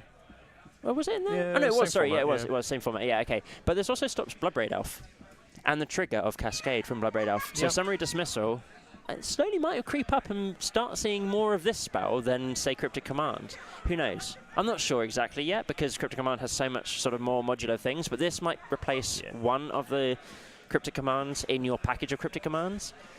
I think you have a choice. If you want a spell that deals with Storm and deals with Bloodbraid Elf and deals with Jace. Deals with Thornot Seers, deals with all the cast triggers like World Breaker. It deals with a lot of stuff. Deals with the Storm, right? So it's the same manner as Counterflux, but can be countered itself. So it's an interesting one. Oh, Jace to the bottom of the deck with the Scry. No! This man does not want his Jace. Death and Cat Mix is in the chat. I'm sure he's there, but maybe he's just stealthily spiking. Yeah. Maybe he's doing it from his phone. Doesn't want to watch. Just wants to chat just wants instead. to listen. So we're going to see an untap here. We're going to see a polluted jump being played. Baral, maybe Baral, running up. Baral, I think the jam Baral, right? Surely. And as we saw in his hand now as well. I don't know if you caught it. There was the wear and tear. So maybe he's thinking of Relic of Progenitus. He might be thinking from the blue red deck. Maybe. Relic of Progenitus. Still feels pretty rough. It seems pretty rough to have a sideboard card like that bring in to stop Graveyard, I guess. It's so fringe. I don't think you really need to worry about it. You also can't cast both sides of it. No. Unless he's sporting, he is sporting one Hallows Fountain. There we go. There it is. That would be why he's able to do wear and tear. So which side's the enchantment and which side's the artifact? So wear, I believe, is the... Ooh, interesting. No, where is the red side? So that would be the artifact removal, and tear is the white side for the enchantment removal. Spybluff Canal is down here now. Can he go off? That's the question. He needs another ritual. Here's an Electromancer. So here's an interesting... Another wear and tear to the bottom, please. Both of them, probably. You might want an extra Electromancer, but... So here's one for you. What do you think to a braid in that slot? To a braid? Yeah, definitely. Because how many enchantments... Actually, to be fair, how many artifacts straight up beat you? Enchantments, like, I guess, you have... Like, which Bane Orb is the only artifact I can think of, and... which Bane Orb, or Orbs of Warding. Yeah. And then, obviously... They'll die to Fragmatize, right? Leyline of Sanctity, you might want to kill. I think Wear Tear's still the best. Wear Tear's probably still the best, no, we are actually going off. Loads of islands. Oh, okay. Fair enough. He has a Remand, which is pretty good. Did he have... Oh, so he Pyretic Rituals into it. Okay, so he's just going to set up his next turn then, I guess, right? Because he hasn't got enough mana to go off here right now. He's got... Oh, yeah, that's the bottom of his... Oh, that's his deck. That's his hand, right. His hand has the same 2 cards as the bottom of his deck. Yeah, sure. Right. Seems nice. Yeah. So the commentary here is we have John Partridge to my right, and I am Chris Wingrave. Very nice to meet you guys. I have you to my left. I have Chris Wingrave to my left, and I am to your right. That's right. That's how it is. It's very glorious right now. We're seeing lots of islands here, like Death and Cat Mix has been saying. Welcome, Cracky Senior and Nadiri and Death and Cat Mix. I know these two. They're from my Discord chat, so very welcome to have everyone here in the stream. And we are streaming right out of London, aren't we? We are underneath a train station. We are very, very close. We're not underneath the train station. Well, not a station. We're under the train track. Actually, it's very, very close to the station. It is very close to London Certainly close. We are from the hallowed halls of Darksphere in London. We are. So let's see what the options are. Looks like we got Past in Flames and Grape Shot. Okay. Right, so Past in Flames went to the hand, really? Apparently I'm really curious as to why people give it to the hand. It's like you're getting a free copy to go off multiple times, and it's cheaper as well. I was just going to Grape Shot now, because why not? Why not? Yeah, you've got a Storm counter, whatever, so... You're also... If you don't do it, it's as good in your graveyard as it is in your hand. And that's assuming the other thing there's no Relic of Progenitus, right? But there is multiple copies. Oh, yes. The beatdowns for one. We love you too, Death and Cat Mix. I miss watching your streams always, nearly all the time. Why is it shaped like a half cylinder? Half cylinder. You'd have to ask Alexi. Illuminati confirmed. Hashtag Illuminati There is no confirmed. Illuminati here, I'm afraid. Well, that we know of cannot confirm or deny the presence of the Illuminati here. And we do have some Spanish Inquisitions. Actually, people Jamie's playing done. Spanish copies of Inquisitions, which I think is glorious. Jamie's wow, done. okay. So missing the land drops, I guess, and double, because he knew he could go off next turn with the. Ooh, so it's 1 and 1, one apiece here. Island Remand doesn't count. He had some Serum Visions though, so I think he was hoping on getting some fetch lands or something there to go off basically, and actually getting some amount of counter spells or something. Tom Brown is playing Cracky Senior or SR, whichever you are. You might want to confirm that with me. Tom Brown is playing. He's playing blue-white with Jace, and he's playing exactly the same deck. It's blue-red, exactly the same as Jamie Hardy, basically, but something similar. So one of the very interesting things is talking to a few people here today. The week 1 deck that everyone was talking about and they should be playing is this blue-red deck. Yeah. Because everyone else is going to be playing around with Blood Braid Elf in this 4-color monstrosity. 4-color? Of mana base, or 5 colors, Tribal Flames, depending on which version you want to go with. I've been brewing with Tribal Flames at the moment. I built a 4-color version. You built a 5-color Death Shadow Flames deck. So I kept the standard Jund, light Jund. Because obviously you have Lingering Souls. It's everything but blue, right? That's everything but blue. But it's Jund with So white. you're missing out on the Savage Nux. Okay, so he's throwing his hands up in the air. So? Let's get Craigasms in the chat for the big Nux, right? It's not, though. It's so good to hit off Blood Braid Elf when you have an extra red mana and you just go, 7. So's hitting Lingering Souls. Or Maelstrom Well, you Pulse, can play Lingering Souls in that deck as well. Liliana the Last Hope, and then rebuy your Blood Braid Elf when it dies. Glorious. That is particularly glorious. That is value. But that's double black. Okay, you're in a Jund deck. Yeah, sure, right. Light Jund. We're going to see a mulligan here from Jonathan going down to 6 What cards. would be your favourite card to hit off of Blood Braid Elf now? That's modern legal. Let's have your opinions in chat as well. Your favourite card to hit off Blood Braid Elf? What's yours then? Mine is a little bit not Blood Sun. Not Blood. No, not Blood Sun. So mine's a very specific one because it has to have another card in play. Okay, right. Okay. So the card I would Ancestral Visions for me as well. Ancestral Visions is pretty good. But no, the one I would always want to hit if I could would be Retreat to Coral Helm and combo kill their opponent from nowhere. That would be glorious. But this thing with modern, there are so many good cards. We can look at things like Colligan's Command. Yes. You can look at things like Lingering Souls. Colligan's Command. Oh. You can look at things like Ancestral Visions. You can look at things like Tarmogoyf if it's large enough. You can also hit like some really good removal spells in things like Maelstrom Pulse as well. Right. And I mean, there are so many really powerful spells to hit that you can put yourself in a position where it's actually like, yeah, I can pretty much do what I want here. You can sensibly see it in some kind of elf deck as well. Yes. If they were wanting to do that particular sort of thing. But the biggest problem with that is you can hit dorks. You can hit dorks, so one of the things I found, and I went brewing with the Blood Braid Elf, is I went into this lovely deck which had 6 mana accelerators, cast Blood Braid on turn 3, and then realised that Blood Braid could cascade into those mana dorks. So I played against Death and Catmix recently, and he was playing with this red, green, white. It's a Naya Maverick. Yeah, sure. Maverick list. So if anybody's that's familiar with the Legacy format, Maverick is this deck with like Fauna Shaman, lots of land, Scrib Ranger. Not Scrib Ranger. It plays the other one. Death and Catmix can help me out here. But plays good value Silver Bullets in there as well. So you've got Knight of the Reliquary. You have the 1 white, 1 green, 1 colourless with Revolt, the 3/2. Renegade Rallier? Renegade Rallier, yeah. So you can get back other cards as well from your graveyard with Voice of Resurgences, Fauna Shamans, Scavenging Users, Big Thalia as well. There's lots of good things in that you can do with that deck. That's a pretty good one to hit, actually. It's lovely. No, the Renegade Rallier. Hitting a Renegade Rallier. Renegade Rallier, once you fetch, yeah. It's like they've killed something. Yeah, so get back your Scavenging Ooze, or it was glorious, right? Or get back your fetch land that you crashed. Or get back the fetch land, sure, just ramp yourself. Lotus Cobra as well. Yeah, there are really good things that you can actually hit with it, and Blood Braid Elf is one of those cards. If you can avoid hitting the dorks, it's really powerful. Sure. The problem is that you can hit But Birds even of Paradise. then, like, if you're playing a deck that has green and white in and you have, like, Voice of Resurgence tokens, just hitting the dorks can be sort of okay already Four mana anyway. in play. Yeah, yes, but it can still pump the voice tokens, and it's just generally useful at getting into the game and getting some value. And with the lands as well. So if you've got like Knight of the Reliquary, you can fetch up those good lands that use as access mana. So here's an interesting one for you. You're playing with...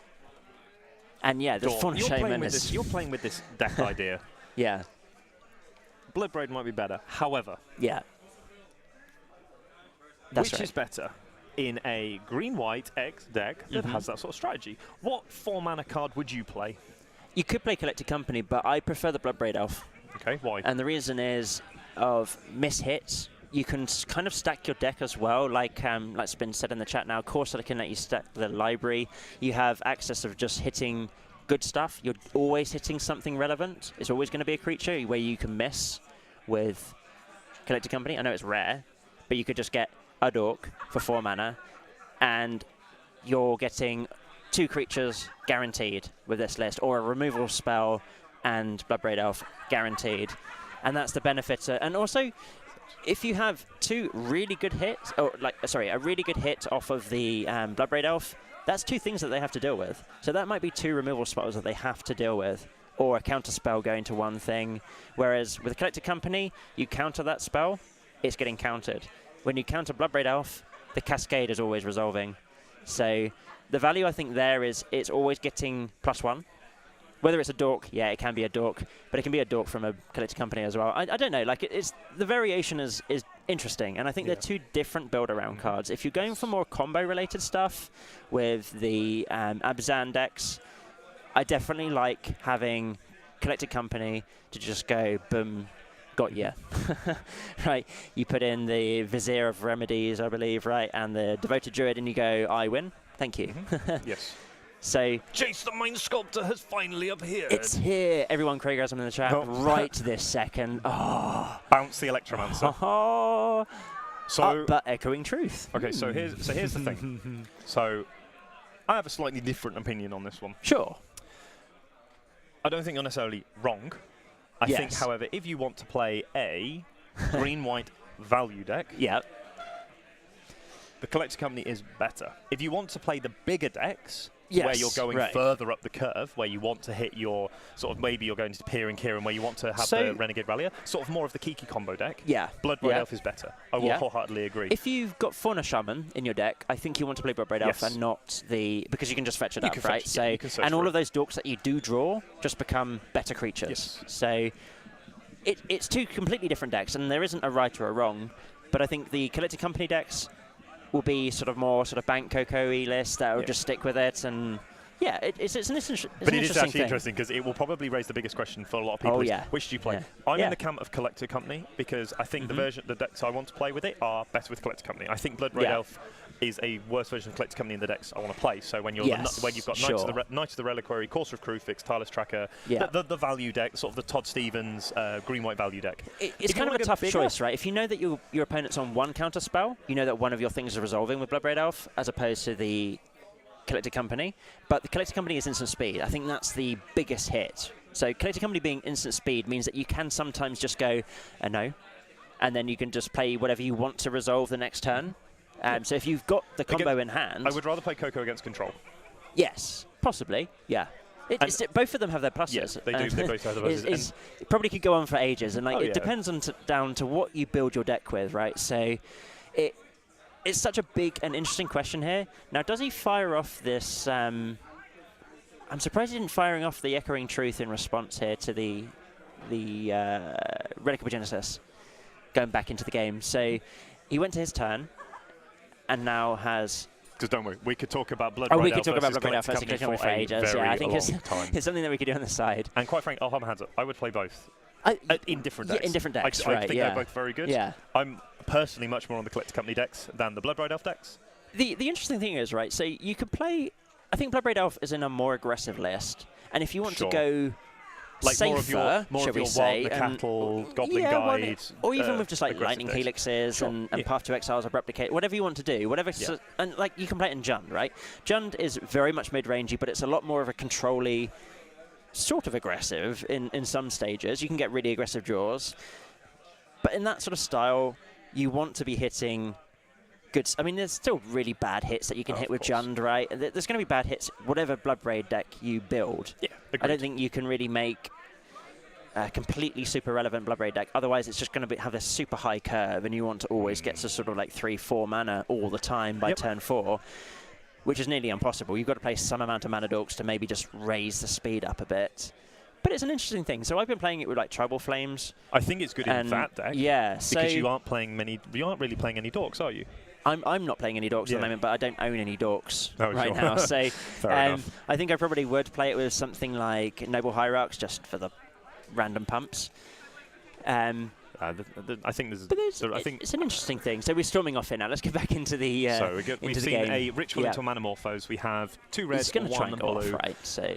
Yeah, but he's got to go through. So I see two cryptic commands. 5 mana plus a lightning bolt. Cryptic commands and a lightning bolt. Yeah. So you can see empty the warrants, which is actually pretty good. I like this a lot. Good. This is a pretty good one here from Jonathan. That's a solid choice. And this is where counterflux we're talking about. Well, yeah, of course, yeah. Or summary dismissal. Or summary dismissal. And one of the things here is 6 goblins is a lot. Yes. Yeah. Nice. Well, one good tech deserves another one as we found the engineered explosives. 4-0. I think we just blow that up straight away. You don't need to blow it up straight away, right? No. Sure. Make him attack. Show him that him the intent of attacking. But there is no need to do it right now because it's wasting your mana. No, right? Maybe. No, it's wasting your mana. There's nothing else that can stop it. Yeah, sure. Because even if they go Pithing Needle or... I guess that there is one thing that you can do that the Storm deck does run is Wipe Away. So we're going to see a brainstorm here. We're going to see Jason Mindsculptor land. I would be very much keeping one of those lands. I might put back one of those lightning bolts not at its best right now and shuffle them away for the perfect brainstorm. That's right. So there is one consideration. Does Jonathan run Wipe Away? Which I know he does. Yes. And that might have been coming out of the sideboard. So that's one consideration, right? So maybe, you do it now. You've got enough mana for a Cryptic Command for next turn. Oh, I don't know. Hitting I'm not going to lie. Hitting Eldritch Evolution off your Bloodbraid Elf is pretty good. Yeah. Because think what you can get. Oh, Inferno Titan, Grave Titan, Sun Titan. Titans. Revelark, if you're playing that sort of list. I think there's a lot of good stuff. I think having you jump from 4 to Evolution 6, is right? pretty good. Yeah. Or you could find Archangel of Thune if you want to play the Spike Feeder combo. So... We're going to see a negate here. I mean, there's lots of great lists, here and a dispel in response. Baral, Chief of Compliance down. And this is the power of Jace the Mind Sculptor, especially on an empty board with double Cryptic Command, able to start to pull ahead of the game. That's right. Jamie and Jonathan down to 11. So that was the thing that we saw. He revealed the negates, right, when they were shuffling up their sideboard. So, but it's still great, right? It seems good.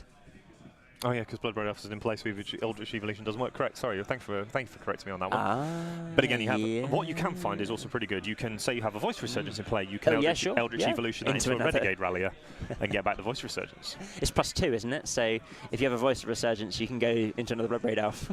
Oh yeah, that is also yes. You monster. Yes, you monster. Ooh. So we're going to see a Go on, Chief Jace. Compliance here again. Looks like a Cryptic Command, and so he's still got this Echoing Truth. Yeah, I don't think he's had the opportunity. He just hasn't drawn any lands. And Jace has just brainstormed every turn, and we're seeing this is why Jace was banned for a very long time. It closes games incredibly quickly. It basically means that Jonathan can do what he wants. So he's going to bounce the thing back to hand, he's going to kill it with... counter. Okay, he's countering it with the... sure, we have a Lightning Bolt, a Snapcaster Mage, and we're going to sacrifice the Polluted Delta. Does want to see the rest of those cards, and let's find a basic island. Yeah. Oh, what a shame. I think this is going to swing in favour now of Jamie. He's just got so much value coming off of this. I think it already has. Well, yeah, sure. But the brainstorming, just setting up your draws. You've got a couple of fetch lands. You can make sure. So he's going to snap Bolt, I guess, right? Yeah. To the face, yeah.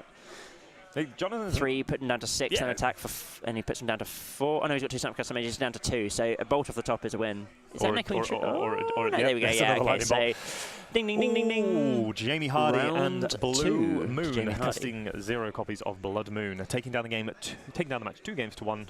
we're going to bring it straight back to the booth. Wonderful. John Partridge, Chris Wingrave, taking you through our wonderful coverage of Wednesday Night Modern Exactly. and the first Jace. We should get a Jace counter. Just come on stream. There we go. To be fair, I thought we'd actually have more chance of seeing Bloodbraid first. A lot of people are playing the John deck, and also the price tag attached to Jace. Bloodbraid Elf is surprisingly a lot cheaper, or unsurprisingly a lot cheaper than Jace. So I did expect to see that a lot sooner than Jace, but obviously Jace making its first appearance, very powerful, very strong. And pretty much taking over that game when it did resolve. Against a matchup you would normally think it's pretty bad against. Yes. Because you tap 4 mana, you may tap quite low, and he almost killed him. You've got enough sort of counter spells. Someone's just coming to pay us, but... you have to pay over there. Over there. Thank you very much. I don't trust me with the money. I'll then buy a drink with it. So obviously, that brings the end of that brings the match to a close. So that's round 2 done. That's 2 more rounds to go. Yeah. You were going to ask a question, obviously. Well, okay, so Jason, that matchup, it's got the value, right? But I think he might have boarded some of them out. I'm not sure exactly. I think you should. He definitely had 2 copies because we saw him brainstorm one. Ah, I see. So he definitely had 2. I'm not sure I want the third one. Yes, right. Yeah, that's right. It's quite curious to know whether you go full in with a Jace. It's just like your sort of end game plan against them, and it really does wreck Storm, right? It really does. Once you manage to do the ultimate on Jace, but I don't think the ultimate with Jace is your sort of grand task. Yeah. It might just happen over time. Like Fate Sealing is actually quite good, but with a +1 or +2 of Jace, isn't it? It's +2, and it does put you out of sort of grape shot range after a few turns. It's wondering. I guess we didn't actually see Thing in the Ice, so maybe this list wasn't running Thing in the Ice and it was more full-on control. Yeah, I think he is running. I think he is running Thing in the Ice. I think so. We might have just not seen it. Yeah. Pascal Viren's list at the Pro Tour had 3 copies, I believe, and 3 copies of Young Pyromancer. So it had some creatures. It had some creatures. One of those things. Yeah, it's interesting to see exactly what would get played in this blue-red list, and we don't know the best shell for Jace the Mind Sculptor yet, but I imagine. So speaking of which, in terms of best shells, so speaking to someone today about that, so 23% of the decks on Modo had Jace. Yeah. And all of them had about 20 different cards that were different. Yeah. Because you could put him in so many blue decks. Certainly. Jeskai, blue, red, there was Bug, a really different versions like that. A really good list at 5-0'd. My good friend Rodrigo Togores, I don't know if you know, he's a Storm player in Legacy, plays a lot of Vintage as well. Yes. And he played it in a Rug Scapeshift list. Now, this is the old school Rug Scapeshift list. And it was solid. Like, I spoke to him over private messages, and he said that this is possibly the best shell for Jace, where it makes such a big impact it will. for that particular deck. So the Rogue Scapeshift list is exactly the same as like a regular sort of red green Scapeshift list, but it plays much more control-y cards. With your cryptic commands, your Angers, Sweltering Suns. You're running slightly less copies of the ramp spells. You're running 4 Sakura Tribe, 4 Search for Tomorrow, maybe a Farseek, no Explores. I think there was a Cultivate in there as well, or Evolving Hunting Wilds. Yeah, so sure, you can play the big versions. You don't play Hour of Promise, but you're playing 4 Cryptic Commands. Yeah. You're playing 4 copies of Remand and some number of Is It Charm as well. I believe there was a few copies of Is It Charm. It's just a good all-round sort of thing. It's also running late game, it's a good top deck. 10 Mountains and 2 Valakuts, so that's about standard. And then I think it was 26 lands in total. Yeah.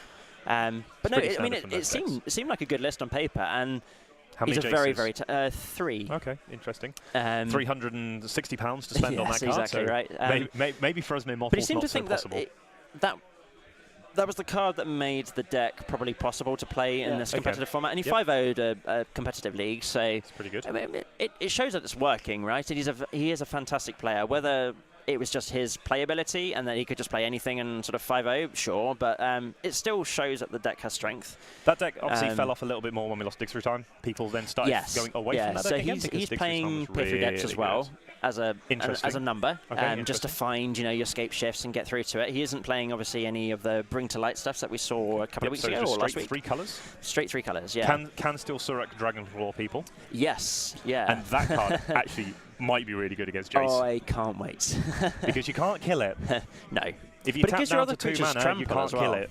Yeah, that's the thing. Sideboard, you can bring in more creatures if you want to. You can bring in Tireless Trackers now as well, which now Tireless Tracker has been released. You can also play Chandra Torch of Defiance as well in the sideboard. Play more of a mid-range game rather than full on control. However, that does bring us to the end of round number 2. We are going to take a very short break. We have about 5 minutes We haven't seen any left on the disrupting round. shoals yet. There are in the room though. But there are some in the room, yeah, that's right. There's 5 minutes left on the round. It looks like a few people are sitting down still, but the majority of people have finished. We've got 28 people right now that are sitting down playing their FNM. Oh, not FNM, it's their Wednesday Night Magic. WNM. WNM. It looks like people have done successfully well. The people standing up, moving around. It looks like a lot of Jaces have been successful so far. Looks like we've got possibly 2 tables left. But what we are going to do, we're going to take a very short break. We will be back we'll be back shortly in about 5 to 10 minutes. So do keep checking back as well, just to see if we come back live. I will post a message in chat when we are back. Okay, we shall see you then.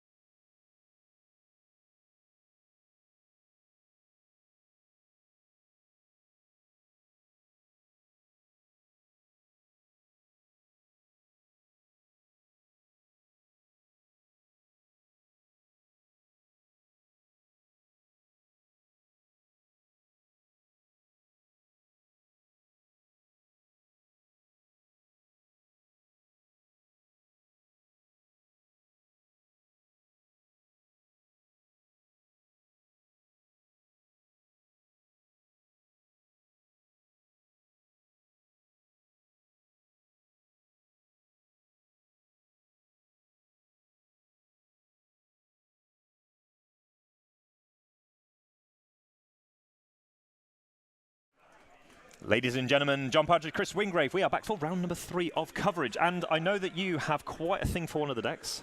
Yes. A little bit. A thing. What might it be playing? I think it's a thing.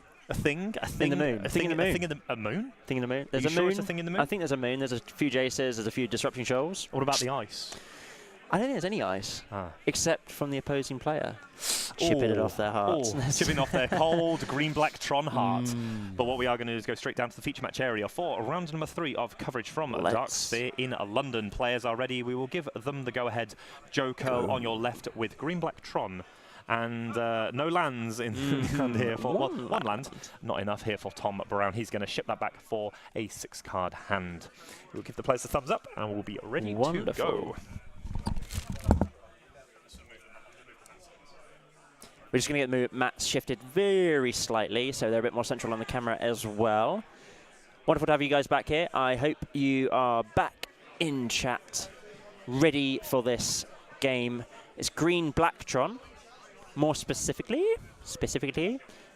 against the blue-red thing in the moon deck. That's what I'm calling it anyway. Whether it's going to be called that by the by Tom, I don't know. We shall see. Moving on. So it's going to be the 6-card hand here now for Tom. And I see 1 land, 2 land, 3 lands, and a bolt, and I think 2 copies of Opt. But at least both players mulligan, so it's sharing is caring. Sharing is certainly some form of caring, that's right. So we're going to see what the players have their own hand. So the Tron player on the play. Ooh. The card starting off. You wanted to get banned, or you spoke about would be a good I did, choice. yeah. I think this card should see the ban sometime soon, just because it's in 2 degenerate decks right now, and it's possibly the best cantrip in Modern. Okay. Just for those of us who don't know why. It's for seeing 5 cards deep, and in those decks that is built around, right? It's a build-around card, of course. So you get to see 5 cards of a colourless variety, which I guess recently the Tron decks might want to search up some amount of coloured cards. Yep. But it is still the best cantrip in Modern. And here we see one of the reasons to play black in Collective Brutality, and here we see one of the really good hands you can see with Blue Red Moon, where you have as many draw spells as you want. Yes. Maybe not to deal with the Khan. Yeah. But the Khan is a little way away. We only have a power plant, I Khan believe. is a way away. Is a power plant, I believe? I believe that is a power plant, right? It looks like he's got the lovely white... Black bordered. No, it looks like... I think... They are white bordered, but they have been painted black, Decided he didn't want the white border. But it's also... this white scum Does he have the inner sleeve that makes it black, or is it actually painted? I think it was painted. Okay. From playing against Joe numerous times. I think he has altered them. Okay. Assuming we see an end-step Opt here, yeah. Got to see if we get something good. So the scroll. Well, we're looking for Blood Moon. I think so. I think we may be looking for Blood Moon. Yeah, that is also another option as well. Because you're not going to get Karned or Ugand, at least, for a little bit. He's just having a quick think. Still looking at the scry. Not sure exactly. And deceptively keeping it away from the camera so we do not see exactly what it is. There's been a pretty good start here for Joe. And also, I guess, for Tom. Oh, for Tom, he's got a reasonable chance. So it looks like the payoff cards are Ugin Khan has another Tron piece, looks like a mine. We're going to draw the card. And we're going to have a Disrupting Shoal. Probably not the matchup for this card. Maybe not, no. Looks like we're going to see another fetch land here. Disrupting Shoal is interesting for this match because once you get to a reasonable amount now, just casting it as a counter spell is quite good instead of pitching something. See an Oblivion Stone the draw here. We're going to make the Oblivion Stone pretty good answer to any Blood Moon that does come down here. That's right. For Joe, we're going to see an Opt in response. In response to the Blood Moon, but maybe trying to find a 3 casting cost spell for this Disrupting Shoal. There might be some main deck spell pierces. I think Tom was running maybe 1. Okay, we're going to see what looks like another cantrip. So that resolves, and we're going to one tap and draw. No, he's having to think. Oh, Ancestral Visions. Ooh, it's a good card, I hear. I've heard it's good. Yes. Heard it may be a little good. It might be of some goodness here. Looks like he's got some very nice islands as well for Tom. Yeah. Not sure exactly white-bordered, but it's still very nice. Not white-bordered, but that's a shame, right? Isn't it, for some people in the booth? What a shame. What a shame. No white-bordered. We're going to see for a second. Old school, very old school lands here in the form of Steam Vents. So which set was that from? Original Ravnica. Original Ravnica. But which one of the original Ravnica sets is the question. Guild Pact, I think. I think it was Guild Pact, right? I'm not certain. See the very nice island and the suspension of Ancestral Visions. Serum oh, Not I said Serum Visions. Serum Visions. Facepalm moment. Ooh, okay, we got a draw. Looks like a yes. Nice. I think you shoot it off sphere. now, right? Yeah, say float green. Yep. Looks like you have a collective brutality. Oh, there we go. Great little draw there. Oh, savage Well, Knuckleblade. bearing in mind you drew a cryptic command, that's pretty good. I think we might be losing a Yeah, cryptic I think command. so. Disrupting Shoal is doing nothing without another blue spell here right now, unless there is a 0 mana effect coming. That's the Disrupting Shoal can counter right now. Yes. Looks like we're going to also play the Llanowar Wastes that we found for the turn. Pass back of the turn. Yes, Guild Pact, correct, sir. Very nice. It was Guild Pact, It was nice, Guild Pact, okay. yes. It's also very pretty art. It is a very pretty art. I do like the new one, but it is a particularly nice. There is Both of them are nice, actually. Yeah. I do enjoy both of them. there is something to be said for the original Ravnica duels, isn't there? Yes, I enjoy the artwork of the original Ravnica. Ooh, Looks like we might be seeing a lightning bolt in the Watery end step. Grave. Yeah, Watery Graves That's are what I was thinking. real nice. We're going to see a draw for the turn. Looks like we found a mountain. Maybe a Jace the Mind Sculptor as well, but the Desolate Lighthouse is a pretty It's good not place to start. Yep, we're going for too Jace. But it's going to get O-stoned, right? But at least you get some Yeah, you get to value out brainstorm. of it, right? You get to Brainstorm or Fate Seal, depending on what you think your opponent has. You might be tempted to Fate Seal. You might be, right? Because knowing what's on the, Right, he's on going the to brainstorm. opponent's... Okay. Looks like he found It's an Ops suitable, lightning bolt. right? And Fetch land as well. It's pretty good. It's yeah, a pretty there good you go. brainstorm. Deciding whether to blow up the O. I'd be tempted I to blow think the you O do, stone. right? Otherwise, you just... Yeah, Jace like, what are will you run doing? away with it, right? Yeah, Yeah, crack the there O we go. stone. Like, what are you doing if you don't? Yeah. We're going to draw a card. Do we find the last Tron piece? No, but we find a Sylvan Scribe by the looks of it, which will be a pretty phenomenal draw if he has found it. Sylvan's crying, he's going to get to Tron. So he's going to fetch away, get the island. Is this a Spell Snare? Maybe Spell Snare? Because if this is a Spell Snare, that really sets Joe back. Another beautiful island again. Oh, he's going to opt in response. Nice. Jace is in your London, huh? Yeah, he is up in our face right now, I think. Unfortunately, he got Oblivion Stoned, but He did get there's very not swiftly much to Oblivion say Stone. about the... it's all about the Jace. Seems like there's quite a few Jaces getting floated around in the shop at the moment. There is definitely some Bloodbraid Elves swinging around on the tables. I can see very shortly, just looking around. Yeah, there's loads. Ooh. The Sylvan and Scrying's pretty good. I think I spy Ad Nauseum on the top tables. I think. There's at least one. There's at least one Jundish deck. Obviously, we've got Jamie's deck that won last round. There's a Mardu Pyromancer in the top tables, facing off against Jund. Interesting matchup. It should be, right? Because Yep. that's... You can see Khan liberated into Ooh. the battlefield. Looks like a lightning bolt and a blood moon. So it could be pretty good. Looks like we might be going up. Yep, deciding. I'd be very interested to take out the Desolate Lighthouse, actually. I think it's sensible, right, to get rid of it. Also, if you tick up, you get to discard this really bad card and give him the... The Disruption Show, Disruption yeah. Show. Bolt the J. No. Oh, No, okay. he's going to give him the... Wow. Give him Uh-huh. the, I guess, wow. well, I mean, at this stage, but- it's probably but- negligible, right? The Disruption Show can counter something on the way down. Yeah, but you need to find maybe. a threat. Yeah. Let's hope the Serum But Vision Khan helps. doesn't just exile. Yeah, Find a right Jason the now. Mind Sculptor and a Snapcaster Mage.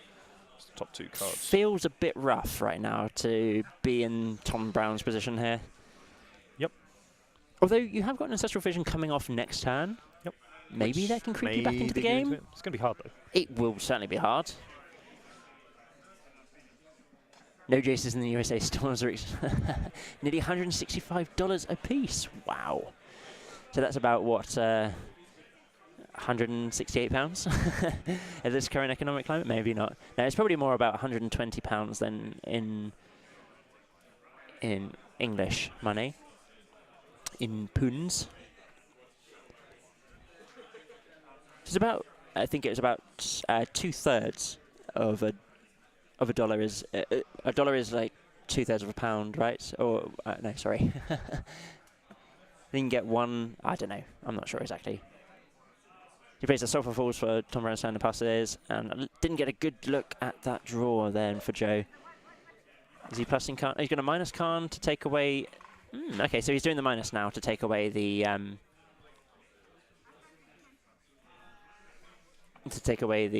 Desolate loot house. Yep. Or lighthouse. Which I think is pretty good. I think that's it's sensible, I think that is the optimal line this turn. Is he just going to, in response, get rid of that dirty...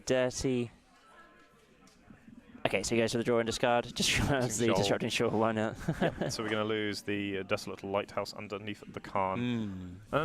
Yep, looks like we might just cast the Ugin as well, maybe. Start trying to win the game. Right, yeah, I mean, like anything else now that gets played just dies to Ugin, gets exiled, so... Yep. Feels like green-black Tron has almost locked this one up. It certainly does. We don't have the price bot, I'm afraid, I think, at Mix, sadly. But we are looking to get some other chat bots in the future. And a Walking Ballista for the floating 1 mana, so this must be a 2/2? It's a 1/1. Okay. Oh, well. It's a win condition. It certainly is a win condition now when you've got something about 14 mana on the board. Who knew that Dark Ritual lands are good, right? Drawing 4 cards and not doing anything. Do you like playing Dark Ritual lands? Not really, no. never been a massive fan. I like Lotus Battles and stuff. Just never really done the Tron part. Never done the Tron part? No, never really been into the Tron part. Although it's a very good deck, and I believe it will get even better right now. For the time being, while people mess around with Bloodbraid Elf. Yep. Which Tron is really good against. Yeah, right, and it's really good against Jace decks as well, right? So it's pretty good. Khan is having his filthy, dirty moment right now of just being so glorious. So he did actually draw into Blood Moon right now, if you saw that, but it's pointless on the board with Ugin. We have to equip Nightbots. Yeah, I think so. Or the MTG bot. There is an MTG bot. Maybe we'll get Alexi to load it on the next week, possibly. We shall see. So you've got a Cryptic Command. It is possible to Cryptic Command at the end of turn this Ugin, at the end of his turn, of Joe's turn.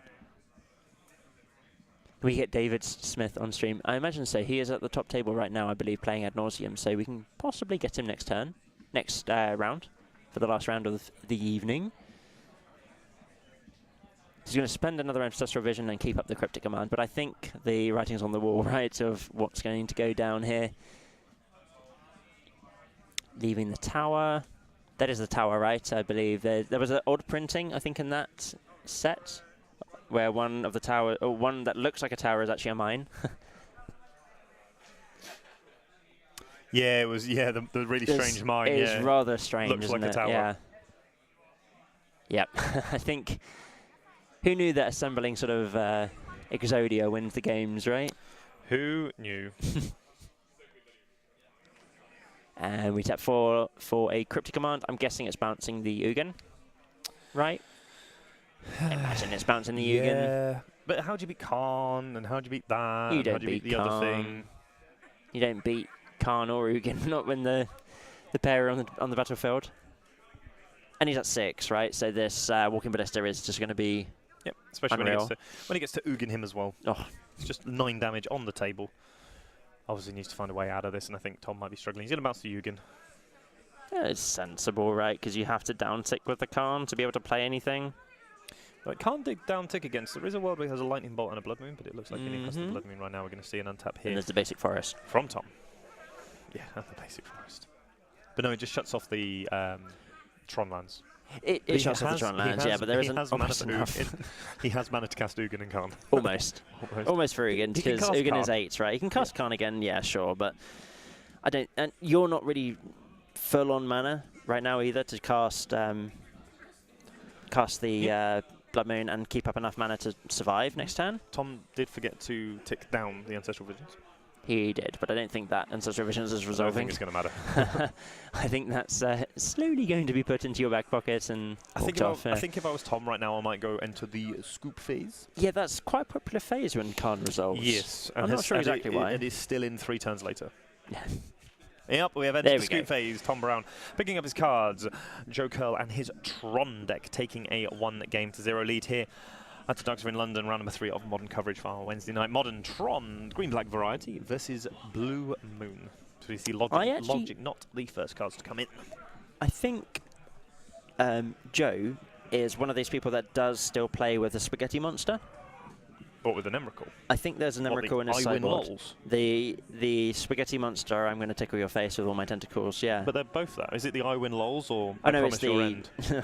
it's the Aeon's Torn. So the Iwin Lols? Yeah. Emrakul the Iwin Lols. Because Emrakul the Aeon's Torn, the 15 mana spell letters. It's particularly that good, up. isn't it, from what I've heard? Yes, a little good. The Aeon's Turned. Torn even, isn't it? Yes. The Aeon's Torn. Let's see if it spells it right. Let's Emrakul. not put it in there.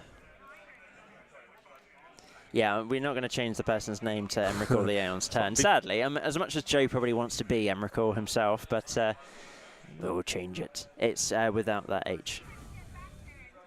Yeah. Yeah, that's it. There's no H in that one. Emrakul. Emrakul, Glorious spaghetti the monster. Aeon's Torn, 50 mana, 15/15. Lots of 15s on that card. Emrakul the Aeon's Torn can't be counted. When you cast Emrakul, take an extra turn after this one. Flying, protection from coloured spells, Annihilator 6, and when Emrakul is put into the graveyard from anywhere, it shuffles. Its owner shuffles his or her library with Emrakul into it. Now, the interesting thing is coloured spells. So, what can kill Emrakul? What can't kill Emrakul? Quite a lot. So, what sort of things are we looking at? That can't kill Emrakul? Yes. Path. Okay. Can't kill Emrakul. Maelstrom Pulse? Nope. Certainly can't do Ooh. anything like Terminates or anything like Terminate? that. No, However, no the stuff Dreadball? that does get Dreadball, obviously not. Anything that is... A spell. Yeah. If you want to try and resolve multiple copies of Ghostfire, that still doesn't work. Oh, it can work. You need 5 but of them. you need... Yeah. So you need 2 Snapcaster Mages. You need 1 It is, Snapcaster and it is 4 of very it. possible to... 12, which is Yeah. 2, 4, 6, 12 Enough. mana. But if it attacks, minus the Annihilator triggers, there are such things as just being sacrificial effects. If it's the only creature, you also have things like Crackling Doom. It's a nice one. There's a few things creature-wise. There's a lot of creatures, and there's something like Pacifism, because even though it's a spell, it's not targeted as a spell. It's Stinkweed enters the Imp. battlefield. Stinkweed Imp as well. I don't believe it has trample, does it? No, this one doesn't have trample. The other one did. So just one of the things, obviously, when we talk about spells are things when they're on the stack. Yes. Yeah. You can kill it with Detention Sphere, because Yep. Detention Sphere is a permanent. When it has its ability on stack, you can That's kill it right. with, say, a Ravenous Chupacabra, which is, again, a Chupacabra. spell when it is in, it is not a spell when it is in play as a permanent instead. So Emrakul can be killed by those exile effects that enter the battlefield first. It's quite funny to pacify an Emrakul. It's pretty awful. It'd be pretty awkward. Emrakul shall Don't not be attack. pacified. We're going to see Tom taking another mulligan down to 6. Joe, happy with his opening hand, looked like he had a load of lands and was quite happy with the opening ones he was looking at. So players are going to shuffle up for game number 2 here from Doctor in London. Joe Curl, 1 game to the good here. See a couple of lands. There is at least 1 mountain and 1 island. So and the most important card in the match maybe is Blood Moon. Yes. So there's 3 lands actually. So 3 lands, Blood Moon. Yep, Yeah, this pretty is good. certainly a keep. Sign me up. You just have to hope there's a thing in the ice or a something. tower and a map. Ugh. So turn 3 Tron enabled if we get there. So we're going to see Yep. draw for the turn. We found a Search for Azcanta. Very good, very nice draw here from Tom. I think we're going to go down to 17. Island. Fetch ourselves maybe another island. I think it's going another to island, the other yeah. island. Obviously, he has the dual land or This is- something in play for the mountain. Is this thing in the ice or is this Search for Azcanta? I think it's I thing think in the this ice. could be actually, thing in the yeah. ice, right? Oh yeah, it's got So- a power and toughness box. This is thing in the ice. We're going to see Who another. knew that Tron was coming down next time? Who would have guessed? It is thing in the ice, yeah. Who would have thunk? So we're going to see an untap here and a draw. We have another Blood Moon. We're going to show the Boom. mountain and a Blood Moon into play. Now, what do you go for here? Do you go and get Tron, or get do the you basic go and forest. get Basic Forest? Yeah, Get so Basic Forest. Always get Basic Forest. Can confirm castable spells. right? It's just setting back a turn, and then hopefully you can just go off and, yeah. So there is the Basic Forest. And this Sensible. The I Blood mean- Moon deck does actually have to win the game. Yes. Thing in the Ice will get that done, but it will take a while. And we see the Collective Brutality, which is the dead card in hand. We're going to make... Oh, it has a... Swag Daddy. The Thragtusk is here. We have plenty of lands as well in hand. This might be a way of getting there. So we're going to see Ancient Stirrings picking up what looks like another land. I like the idea of taking the... Well, any of those lands is pretty nice. Any of the lands is good there, but there is no removal spell for the Blood Moon in his hand. And the Ancient Stirrings obviously means that you can't get it if you were to draw into it. So I think he did mull over a Nature's Claim, or it was a Natural State. Interesting. But it's going to have to waste a bit of time. But pass the turn, back, draw here for Tom. Found a mountain. So we're going to opt first. Trigger the boom. Trigger down the thing in the ice. He's going to scry, have a look, decide what he wants to do. Definitely has a good time thinking about his options. There is another moon in hand. There is another moon in hand. We can see a fetch land drawn for the turn here. Make a mountain. Maybe make a second Blood Moon. Oh, no, we're going to snap opt instead. I think that's sensible. You get another trigger off there. And the great thing about Thing in the Ice is it bounces your Snap Custom Mages back to hand, which is glorious. So we're going to see a scry to the bottom there from Tom, and a draw of the turn finds... well, he hit that one very quickly, but we know he has a land, a Blood Moon, and looks like another land in hand. So running a little bit on empty, and a lot of cards here for Joe, which are going to be pretty efficient in this matchup, especially as I believe one of them is an Oblivion Stone. Did he have the mana to do that, though? The mana to to do opt, what? snapped opt off of those lands? Yeah. Because that's 3 blue. Yeah, how did he snap opt? There's not 3 blue, right? I'll let you go deal with that one. Yeah. You go pick that one up. Yeah, I'm just going to find that. Yep. So we're going to see a Collective Brutality here. Reveal a hand that is pretty much air at this point here for Tom. Joe, seeing that the way will be clear if he wants to use his spells. So we're going to quickly let him go over there and resolve that opt. We're going to pick that up here, and Tom, unfortunately, may have slightly misstepped. So we did have the island in hand. So we're just going to quickly sort that out. Obviously, he has the island in hand. Still sees the same cards. So, yeah, he's regular well here today, so we'll be able to let Peth carry on. Obviously, no harm, no foul. He'd seen what was in hand, obviously realised that was there, so we're going to see that go back. So, Forest tapped. We're going to have an Ancient Stirrings. We're going to see some spells being found. Looks like we can take maybe an Oblivion Stone.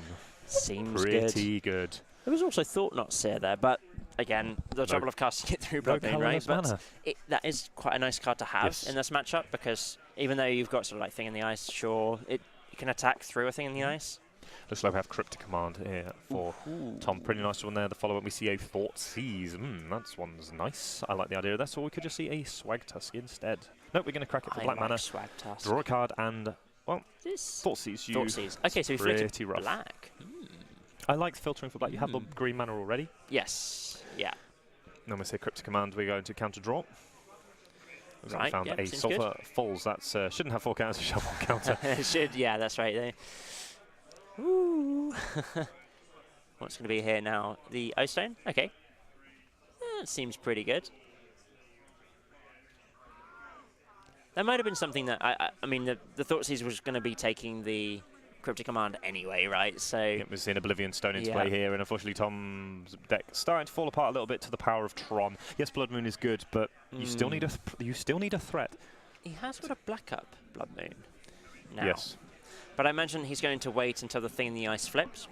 Yep. Right? And at the same time, this Oblivion Stone is going to kill everything. Yes. But you do have the backup Blood Moon, so this might be playing into Tom's sort of advantage of waiting for him to blow up the... well, okay. I think this may be better if Joe didn't have the basic forest. Like, I know he has a Remand in hand, but now we have Tron. Now there's Tron, but then Ugin? Okay, sure. That's a lot of mana, and he also has the ability to cast the Thragtusk, should he choose to, which is also... Yeah, that's pretty good. So we're going to opt instead. Scry, look at our top card of our hand. We have some fetch lands available to us now, but looks like Thragtusk is going to get Logic knotted. Okay. Fair enough. Interesting how the Logic knot. He must have maybe has a Snapcaster Mage. Would be the draw because he still has Ugin to come back afterwards the following turn. But then that's going to be for a lot of mana. He only has to do Logic knot here for So Logic knotted? No, for 2, sorry, because he's he's getting rid of the Ugin. Okay, right, yeah, sure. So Thragtusk down and untap here. So this Moon in hand is actually going to be quite good of turning off everything, right? Again. So, again, yeah. See an island here. Getting rid of those fetch lands while he has the ability to, getting up all the islands possible, and trying to work out life totals quickly. Yeah, hopefully they'll update it. And 19. Is it more though? He had 2 fetch lands, right? So he's at 18. He had at least 2 fetch lands, right? Surely. He hasn't gained any life.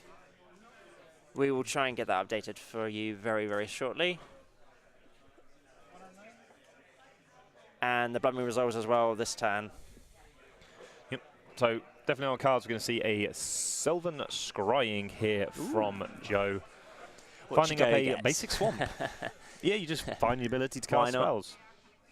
Seems good, right? You know, you might want to cast some spells. Does he have any threats, though, this turn? Nothing for 5 mana.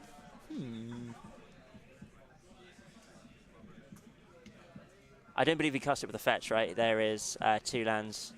There's a Sulphur Falls. They're Sulphur Falls, yeah, they're not. So we're going to see Swimming Tarns. Collective Brutality and another Cryptic seems good. Command here from Tom, able to counter that spell away, not allow him to get any advantage, Cryptic counter and draw for the turn. Looks like he found another mountain, and we're going to see the Sylvan Scrying here from...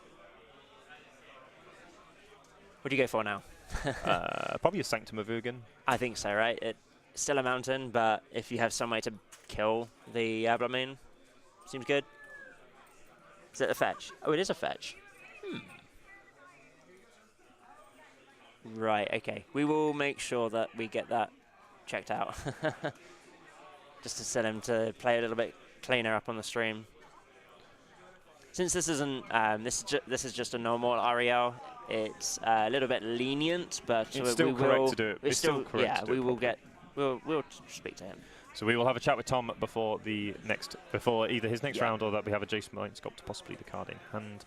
It didn't Yeah, really draw matter of the because he turn. had enough lands in play anyway, but we will make sure that he... We see another Thoughtseize. another Cryptic Thoughtseize. Command is the card in hand. Looks like we're going to be casting Another. that Cryptic Command. Yes, and rules are rules. We will make No, sure that's that right. that is We'll, passed we'll on. make him aware of it. And looks like another land in hand for Tom. So obviously his Blood Moon doing a lot of work, but obviously any Oblivion Stone at any point, or even an Ugin, would be pretty good. We see Thing in the Ice, the draw step for the turn here from Tom. Going to be a long time before we can ever do that, and we're going to see a Steam Vents into play Another as Steam well, Vents, yeah. or a Mountain. We will certainly make sure he's aware of it, and it's just normal, regular REL. So We will you can definitely relax. pass. We will definitely pass Yeah. it on, and Ugin Ooh, into play. okay. We now have the mana to cast it. We're going to -3. Rough. Goodbye everything. Unfortunately, the Tron deck just doing its thing. Too much power on board here against How Tom. much has he got in hand for mana there now? And the trumpet. I mean, it's beyond. It's enough for Emrakul, right? So going for the plus. Is that an Abrade in hand there for Tom? Possibly. Another Ugin. That's a Khan. Oh, sorry, Khan. Yeah. Mm-hmm. He's going to sack. Oh my He's going to God, trigger that. Looks Roses. like we might be going for Oh Ulamog. God. And I Utamog think should this win here now. game Yeah. is... I think he's even got the mana to cast the Utamog, right? He's got 8, It's 9, 10, yeah. 9, 10. If he No, hasn't not played a enough land yet, this no, turn. so So he's going to Khan. Looks like we will... Yep, we'll have one of your cards, which does nothing. And looks like maybe we can go from there. And we're going to see 10 mana and Ulamog. Yeah, And there we go. Tom's had enough. He wasn't a Braid in hand, correct? And that means that Joe Curl takes down Tom Brown 2 games to 0. 0. That was brutal to watch. It was. That was a and bludgeoning of the Blood Moon deck. And that's a Blood Moon deck, and he got bludgeoned to death. it's a Blood Moon deck that has to resolve, I think, a turn 2 Thing in the Ice and it not get pushed. It has no real clock, is the thing. Yeah. Blood Moon is really good against Tron if you can kill the Tron player before he draws any sort of lands. And also, obviously, having the basic island, having the basic forest helps a lot as well in that game. He decided not to go for the sphere on that turn and use that. He went instead for the map and hold up the mana, obviously aiming for the Tron on turn 3. Obviously not on that one. However, that does bring us quite nicely round to 2 different Blood Moon decks. 2 That's right. Jace decks. And then Yes. a 1-on-1. Yeah, Jace so looked... And Jace was pretty much a non-factor. Jace wouldn't be a factor in that match. I think Tron is just... it's not a good match, I think, for like Jace decks anyway, so it doesn't make... So the decks I would play Jace in had a bad matchup against those Tron decks anyway, so I don't think it makes that match any better.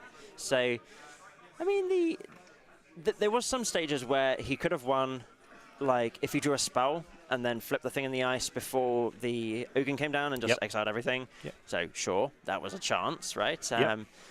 I don't think it's... Yeah, like, the Blood Moon is sort of like... It's too slow if you only have a Thing in the Ice to try and kill people with. If he had something like Young Pyromancer, then yeah, that's maybe a big difference. there was something Just a he clock. could do. It needs a clock. Yeah. That's the main thing. And I think that's one of the things we learned. If you are going to play Blood Moons and you're going to play Jaces, you best bring a clock with you as well, because those two cards do not win the game very quickly. However, that does bring us to the end of round number 3 of coverage. We have about 15 minutes left on the round. Most matches seem to have finished, or they are drawing to a close at the moment. We will bring you back for round number 4 of coverage from Darkster in London very shortly. It'll be good. Hopefully we'll see a Bloodbraid Elf. We've seen none of them so far, but there are some on the top table. Thank you very much for watching. We shall see you shortly.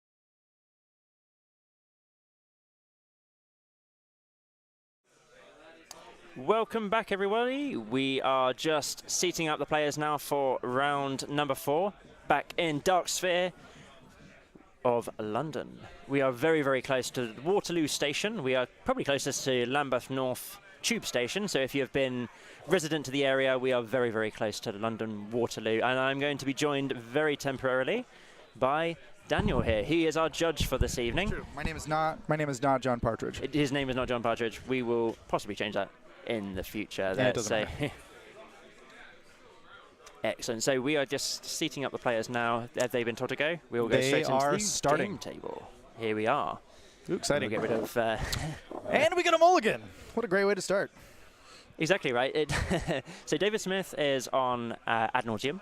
Ad Nauseum. Sweet. Against this Mardu Pyromancer from Kian. So interesting. So a significant lack of blue cards on Kian's side. So we'll see how that's right. works out for Kian and David.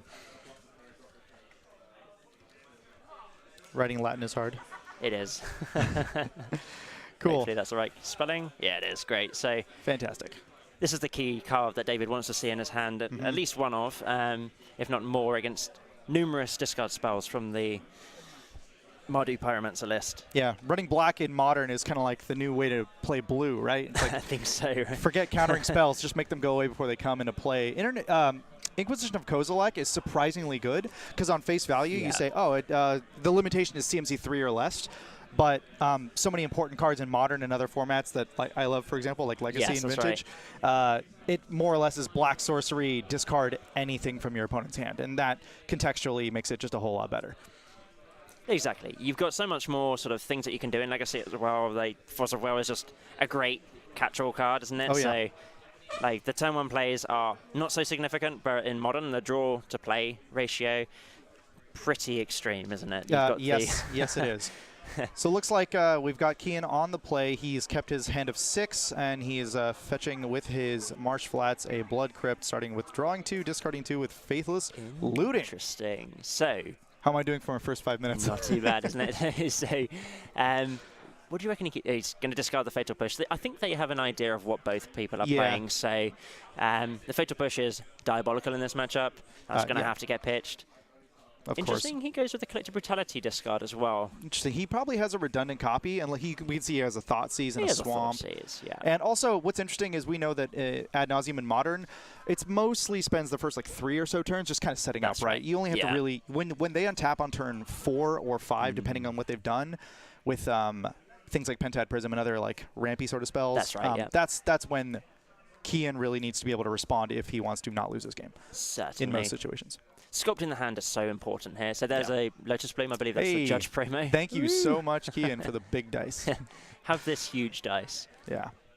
Cool. And quite aptly now, we've got quite a few potential discard spells lining up. So he did actually have a redundant copy of the Collective Brutality. So what would you lead off here now with? Would you go straight into the Thoughtseize and hold up a red for something? Or so I don't know the rest of Kian's hand. I believe he has a couple of lands there. He's not particularly being helpful to the camera, but... So I see Blackleaf Cliffs, I believe. There is Blackleaf Cliffs. Swamp, Thoughtseize, Collective Brutality, something else. Oh, Young Pyromancer. So okay, so that's his deck, of course. So now he can do 2 discard spells next turn and attack for 2. That sounds like a pretty good setup to me. Seems pretty good to me, yeah. So yeah, exactly. Set up Pentad Prism. There we go. David's going to have a lot of mana. Now this is his turn 4. 3, actually. So because of the ramp, he's what is this, Gilded Lotus?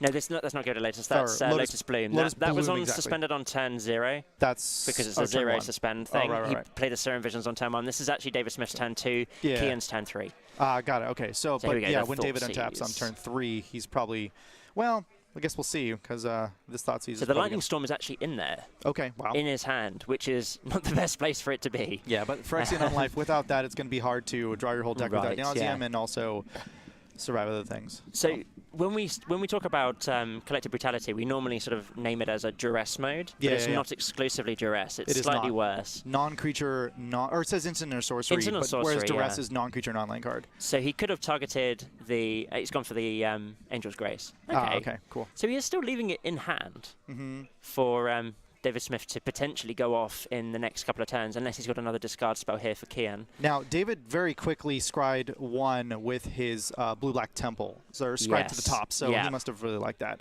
So he's taking an additional 4 this turn, so that's going to put him at 2/6, that's going to be 14, so... potential mana, though, for David is a lot right now. Kolaghan's command seems pretty sweet. Yeah. Let's get rid of your Pentad Prism. Yeah. Now, what you could do here is you could Mystical Teachings for a... but then you would screw with the top of your deck. I think he's just going to let it go and probably discard the Lightning. Okay, you're going for that. It might be Ad Nauseum that comes next turn because he's got the Lotus Bloom and can just go off. Well, actually, no, he doesn't have the... way to not ability, lose. Right? Yeah. And so he's already at 14 life, so that gives him very... He's pretty stifled. Yeah. No pun intended on Ad Nauseum. He will not be drawing cards Ad Nauseum. How about that? It's certainly not true that he's going to be... So Mystical Teachings here. Now, there's quite a lot of tools in the deck, in the Ad Nauseum deck to get. Right. So you could go for, say, an Angel's Grace, just to put it into your hand. Right. So he's actually going to discard the Lightning Storm. So I wonder what he's going to go and fetch up. We might actually get a quick clip to see exactly what he's getting. So he's going for Ad Nauseum. Okay, so lucky one off the top. Draw. I mean, there are, I believe, 8. These decks usually run 8 sources of Don't Lose when I do this. Phyrexian on life plus Angel's Grace. So he's got a Lotus. Cast the Lotus Bloom. He's got Ad Nauseum, and he does not have the game. That's okay, I guess. So he's at 14. He's going to be attacked for 5 this turn. That puts him at 9. Yeah. He's got at least 1 more untap and up to 2 if Kian doesn't do a whole lot this turn. So we've seen in hand that's either a Spirit of the Labyrinth, which is an awesome inclusion, which I doubt it is, but it might be just Lingering Souls. Well, actually, Spirit of the Labyrinth, we should check the errata on Ad Nauseum because revealing cards, losing life, and putting them in your hand is not the same as drawing cards, and Spirit of the Labyrinth restricts drawing cards. So I don't, if that's Spirit of the Labyrinth, I don't think it'll work here. Which I'll check the errata right now. You can't actually cast Spirit of the Labyrinth as it stands, so it might just be a straight up... Oh, it's Lingering Souls. Oh, it's Lingering Souls. Okay, yeah, that makes a lot more sense. He can't... Lingering Souls... Oh, he's discarding it to the cast of the Bedlam Reveler, yeah. Okay, that's exciting. Cool. So it looks like we got a land ready to go. Mountain for turn. Flashback Lingering Souls. Get a total of 8 tokens this turn. That seems pretty good. So he's got lethal next turn, provided that there isn't any sort of Angel's Grace shenanigans or of that business. So you actually have to discard cards. So he has the Angel's Grace. Ooh, okay. And so maybe he didn't have enough mana. And a scoop. No, he's just going off at instant speed. Yeah, there you go. Yeah. Wow. Wow, so, there we go. So we're going to sideboards, but my question for you is, because I'm not as familiar with Modern right now. What kind of main board answers does David have to just creatures in general? Like, does this deck main board Anger of the Gods or anything like that? No, it doesn't really exclusively run anything other than Bontu's Last Reckoning in the sideboard. Ooh, that's kind of cool. Because it's a cheaper counter spell, and you don't really need your mana so badly on turn 3. Right. But on turn 4 is your going off turn, unless you've hit the nuts. Of course. So to speak. You do want to set up. He can win without Lightning Storm because he's got the Laboratory Maniac, which is the other win con of David Smith's deck of Ad Nauseum. So Ad Nauseum, it's quite an interesting deck, really. And David has, as you can see, it's all foil. I think pretty baller. Yeah, he's been playing this deck a long time. Let's just double check Laboratory Maniac. Laboratory. Like Dexter's Laboratory. Right. And so with Lab Maniac, what he's going to do is draw his whole deck, and then with Lab Maniac in play, assuming it doesn't die, go to his draw step, draw a card. Instead of losing the game, he wins instead. Or casting a Serum Visions. Or, right. Cast Serum Visions, done. Okay, game over. So that totally makes sense. Cool. Yeah. He has 2 win cons in his deck. I actually have seen in the sideboard of some of these decks, some play Grave Titan, just as a value card. Some play... isn't it great? I played Black-Red Reanimator in Legacy as well, so Grave Titan is... he's showing us his sideboard spice. Oh, great. Okay, I didn't actually see. It was Leylines. Was it Leylines of the Hexproof. Leylines of Let's Not Lose the Discard from... Exactly. Kian here. And Kian actually has probably very little ways of dealing with Leyline. I think there's wear tear in the sideboard of these. Yes, these, I would Mardu expect Pyromancer to see wear tear. It's in these colors. It's just a great utility card, so yeah. I would think so. And I don't think you can realistically win through Leylines and even the Phyrexian Unlives as well. Because that kills the Phyrexian Unlives. It also deals with Especially the Lotus Blooms. Yes, which is spicy. Yeah. what I would love to see in this matchup is David's a pretty smart player. He probably won't walk into it, but it would be really interesting to see if he tried to cast Ad Nauseum and in response see a wear tear to get rid of a Phyrexian Unlife, and oops, like gets all dry like 4 or 5 cards. That's it. Yeah, David normally sets up his deck to be almost perfect. We will need to readjust these wins because Kian is not up 1. It is David that's up 1, and the life totals they need to readjust, but I'm sure they'll see that very shortly. Yep. If not, we will remind jump on them. Exactly. Yeah, there's actually quite a few ways of getting around wear and tear. They do run Pact of Negation, so it might be that David waits to go off and make sure he has a hand of Pact of Negation. But the Labmaniac is probably the main source of how he's going to win this match in almost all times. That makes sense to me. I've seen some Dragonlord Dramokas in the past that is have come out of the sideboards of various Ad Nauseum decks, but we might not see it here. But the lifelink is actually quite relevant, I think, for for these decks to sort of deal with. Yeah, especially because if you are able to swing and gain some life, especially if you've been beaten down like you likely are playing Ad Nauseum, and if you don't have the Angel's Grace or the Phyrexian Unlife, it gives you more room with Ad Nauseum if you're just doing it sort of like normal way. That's right, right. So there's normally, like, I have seen some lists of Ad Nauseum as well run with the Death Shadow. Yeah, oh, that's exciting. Whether they run it in this list, I don't think David is running any Death Shadows in his list, but we should certainly see if there's any spice that comes out. But essentially, it's the 2 win cons are in the main deck. It's the Laboratory Maniac and it's the Lightning Storm. But so Lightning Storm is quite an interesting card. Let's drag that up and see. Yeah, because it's a weird one. It seems really awful, except in a very correct context, which is here. There's actually quite an interesting interaction that I saw once with Lightning Storm with Merfolk. You're playing against Merfolk. Someone had gone off with Lightning Storm, as their Nauseum deck does, and the player had a Vial on 3, and he vialed in response to the Lightning Storm being cast, he vialed in a Kira, the Great Glass Spinner? The Great Glass Spinner. Yeah. And he had a land in hand, and he redirected. So with Lightning Storm, you got these charge counters. So you put up the charge counters, and he added a land to the charge counter and redirected it to Kira.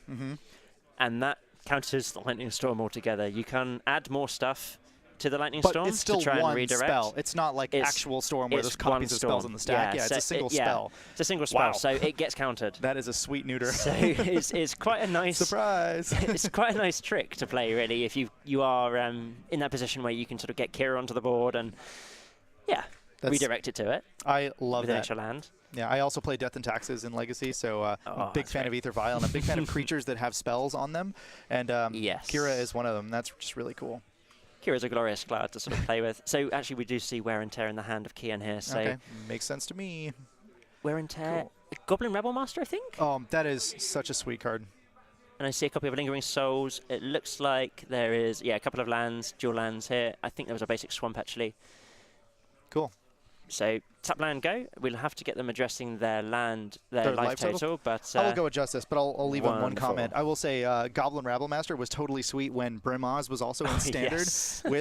That was I really enjoyed playing Goblin Rabble Master, Soulfire Grandmaster. Remember that one? Oh, I love that card. And Stormbreath Dragon. Stormbreath Dragon. Those 2 colors in Standard at the time were amazing, especially if you weren't playing Siege Rhino. But anyway. Right, exactly. All right, let me go update their life totals. Yeah, we're going to update the life totals. Great.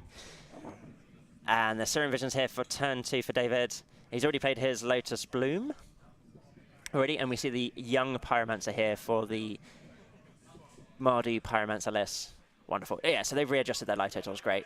I don't think there's been no life lost at the moment so far, so it's double Serum Visions on turn 2 for David here. And he's just trying to sculpt his draw, but double Scry to the top. So that's good news. Really good. Yeah. So that is certainly Rebel Master as well. Now, do you just jam your Rebel Master and... I mean, he's tapped out. Right. Okay, Okay, so first Inquisition of Kozilek, checking.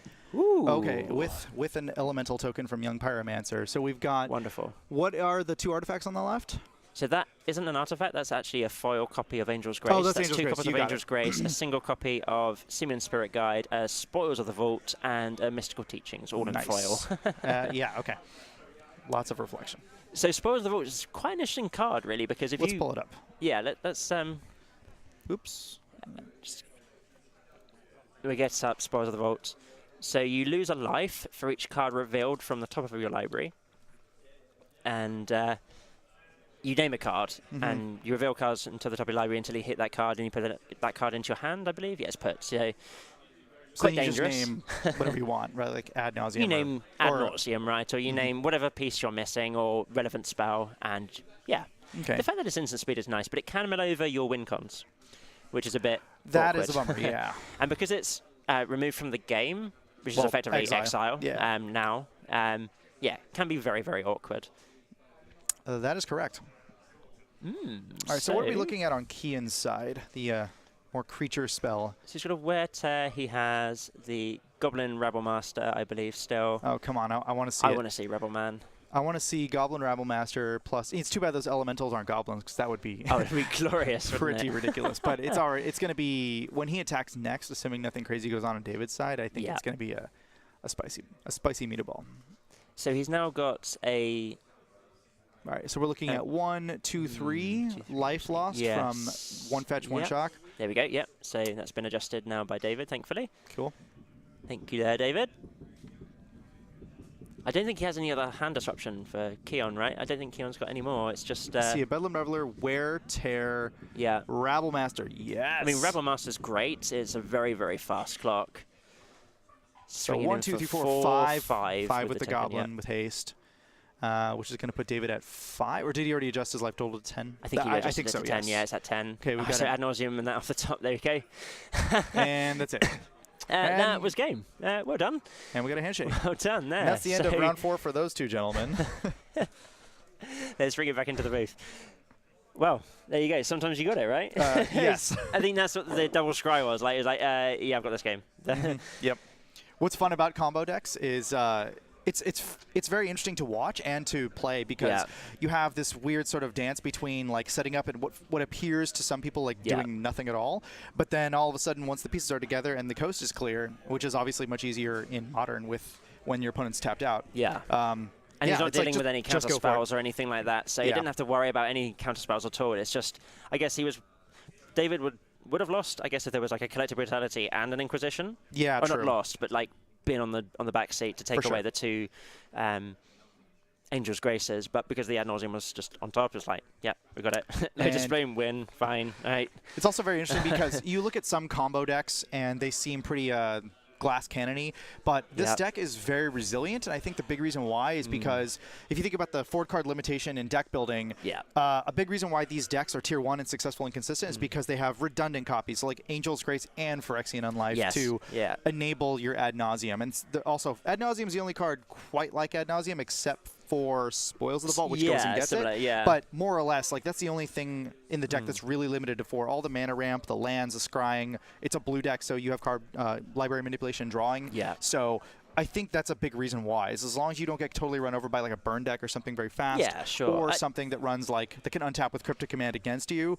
I think you're just in a really good position. The burn matchup as well is particularly good, and it's in your favor. Yeah, with it is. Burn. You've got so much just basically the Phyrexian Unlife is gain 10 life, more or less. Yes, right? it is. Or even gain 13 life at stages, because they still have to put you below the threshold of minus life before you can actually deal infect. So exactly, it can be quite a lot more extra life, and then just Angel's Graces as well is just and I've played Burn in Modern, and I've played against Phyrexian Unlife decks, and it's a real pain because it's interesting because Burn has a pretty good level of consistency. It's been just good for a long time, and it wins tournaments fairly often, but it counts to 17 really well because that's how Modern works, right? Yes. It doesn't count to 27 or 30 very well, and it doesn't even count to 22 very well. That's so right.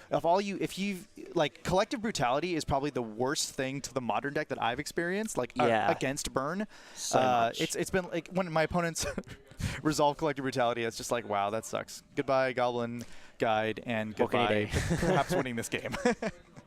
So the discard works really well against like the Ad Nauseum style decks because they are looking for just 2 pieces of the puzzle. But if you have any form of like surgical extraction, getting Ad Nauseum out straight away with an Inquisition and then surgicaling it, really just neuters the deck, and they have to go. That's some legacy way level back stuff right there. Yeah, exactly right. So you have to really think about what you're going to do then as to win, right?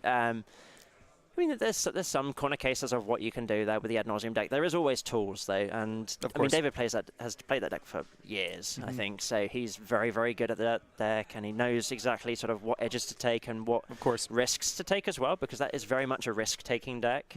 I don't think he even bought it in the Bontu's Last Reckoning, but I know that some lists are playing it, and I know some lists are playing other really wacky spells for the sideboard, and it can do, right? So it doesn't really want to run Damnation, it wants to get the turn 3. Yeah, boom, turn 3 is the critical time to be to untap, find an answer or some sort of disruption, because like we talked about, turn 4 is kind of when it goes off. Yeah, no, it is, and like, well, I mean, that's basically Modern for this evening. We didn't actually see any Bloodbraid Elves on camera. There was definitely some in the room. We got to see sort of a couple of Jaces, which is good.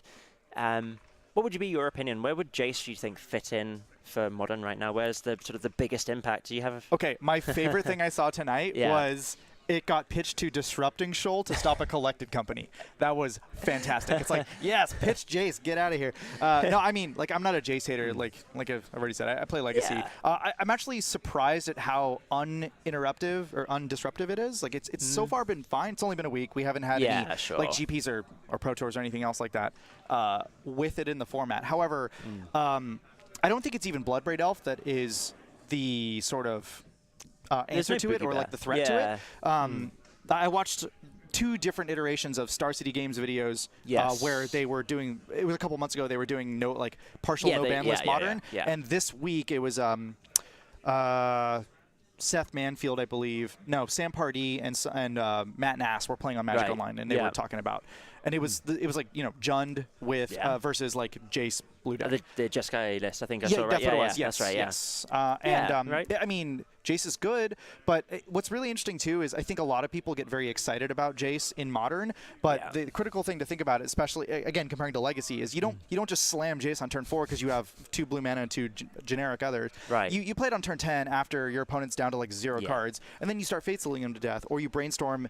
You know, out of the attrition match, and that's how and that's why Jace is good. And I think once the dust settles a little bit, that's how Jace will be implemented. But I'm actually, again, like I'll reiterate, I'm surprised that it isn't very bad, and I give a lot of credit to Wizards, their statement in saying, hey, here, looking at the data, this is why. For example, on the same topic, look at Thopter Sword, which got unbanned like about a year ago. It was like way too powerful for Modern however many years ago, but look at it now, it's not even in like tier 2 decks. No. I mean, it's like floats around with some people who just like it, but it's actually quite good against Jace. Which is so kind this of Jace ironic. base decks, it's quite Maybe that'll funny. bring it Like, back. it's the same thing with Bitter Blossom. You want to play Bitter Blossom against these Jace decks because just like we're going to do bounce a token and then eventually take lethal damage, right? Exactly. And blue X decks don't have access to cards like Maelstrom Pulse, which are good for getting rid of things like Bitter Blossom. So, I mean, it's still like, so Modern is this weird beast where, like, in Legacy, Sultai is like such a good color pie. You've got so many tools. You've got your Baleful Strixes, you've got your Shardus agents as well. You've got so much tools, and you want to be playing Brainstorm, Ponder, Preordain, those sort of setup things, and Force of Wills, right? Of course. Dazes or whatever. You know, there's so much good stuff in blue, and the black-green shell just accommodates it so much better. It does, especially because of Deathrite Shaman. Yeah, with Deathrite Shaman. Yeah, sorry, we've got a Judge call. So Judge has to go. We'll be back very shortly. Is Roberto playing his black-white deck that we saw, I think, a few weeks ago? He went to GP Lyon. He went 4-4, actually. And he saw various decks that were particularly good. He felt he did all right. You know, you probably tell you himself that he's not the best of players, but he felt comfortable doing 4-4, and it was a good experience. I don't think he goes to a lot of GPs, so to go 4-4 at least, it seems like a sensible thing. Well, you know, you haven't lost, you haven't won all of your matches, you haven't lost all your matches, so it was a positive experience for him, and he's enjoyed it so far. Yeah, we can get another game on, maybe. Maybe we can get another game. Ooh. It might be too busy, but we'll see if we can get another game on, guys. If you have any questions, though, feel free to answer in the chat.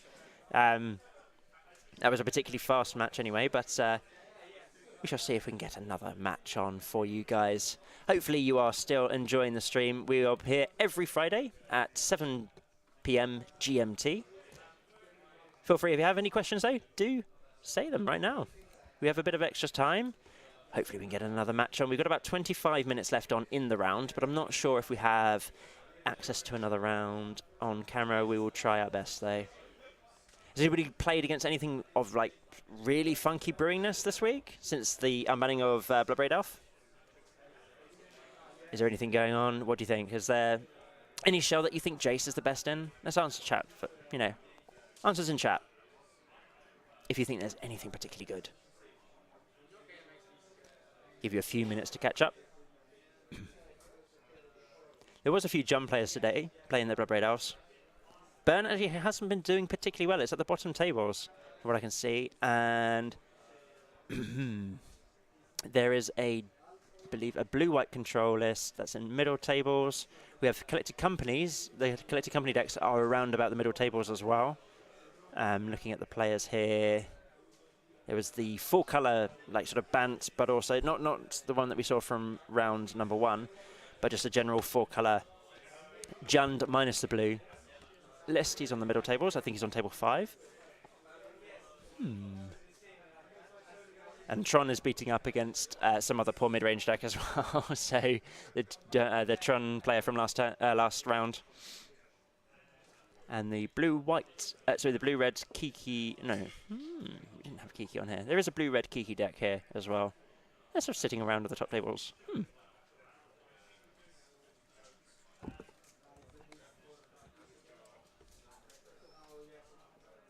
I don't think we're going to get another match on, sadly, but we shall drag Dan back into the booth for the last few minutes of the stream. We've got about 23 minutes, roughly, before the round ends. And that is only 4 rounds today, sadly, so there isn't going to be any more Magic, which is a bit of a shame, but we can chat to you guys. If you have any questions, we actually have a level 2 judge here right now, so your judge questions you can post in the chat. They can be answered, that's right. Yeah, so I went around and checked out the tables. I missed by about 10 seconds one table that was going to a game 3. Oh, no. But one of the players said they mulliganed to 4, so he said, I was like, okay, never mind. Probably, yeah. And then I was looking at a match that looked pretty interesting, table 8, I believe. And I don't have the names in front of me. I think it was... Oh, this is not the right round. Never mind. But anyway, it looked like an interesting match, but it also were under 25 minutes, and they were still going. It wasn't like a player was about to lose. So, oh well. There's quite a lot of mid-range here and control. I think there's only one person that plays humans in this area. Yeah. And I think he actually went back to see his parents or whatever. But there isn't very many humans players here in Darksphere in London. Which is aside a shame. from like us, just as actual physical speaking, humans, yeah, right. I mean, and the humans player went to see his parents. That's what humans do, right? Which makes sense. It makes sense, right? There hasn't been any other really weird jankiness other than Chris Brown on table 4, playing his glorious sort of mill myself deck and play 10-10s from Boneyard Worms and Gold Trees. And I saw that for a couple of minutes, and that was actually quite interesting. Although we do have a player.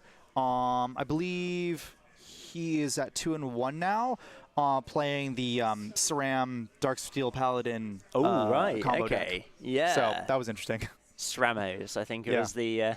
Cheerios or whatever it is. Yeah. That's a fun deck to see go off. So retract and lots of grape shots. Was it grape shot as a win con, or was it? I didn't see it. I just saw. I mean, I saw him kind of spin his wheels, and then he actually lost to Key, and it was in round 1. Ah, right. Yeah. So, but he has gotten 2 wins since then. So, and I didn't watch either of those matches. Fun. Yep. Good times. There's a few people now sort of like packing up, going home if they've not got the winning record. At least we sort of pay out to a winning record in Darksphere. We do. which is good. I mean, we You got can to get booster packs. Yeah, the There we go. booster packs Right here. right here. Most people have been going sort of for the, and not actually going for the newest ones. I think a lot of the Kaladesh has been sort of getting used as the prize token. Sure. I'll get the results in like a couple of minutes. Yeah. So actually, hold on.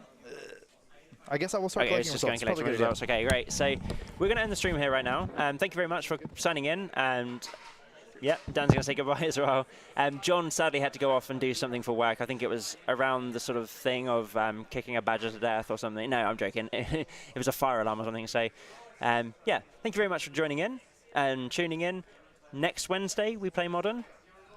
Here every Wednesday at 7 p.m. There is Legacy on Tuesday and Pauper on Monday as well. So I believe it will be John and somebody else from Pauper on Monday, next Monday. And I think there's nothing else not this weekend. There's a standard showdown. But yeah, hope you all enjoyed yourself. And I will see you next week. Thank you. Goodbye.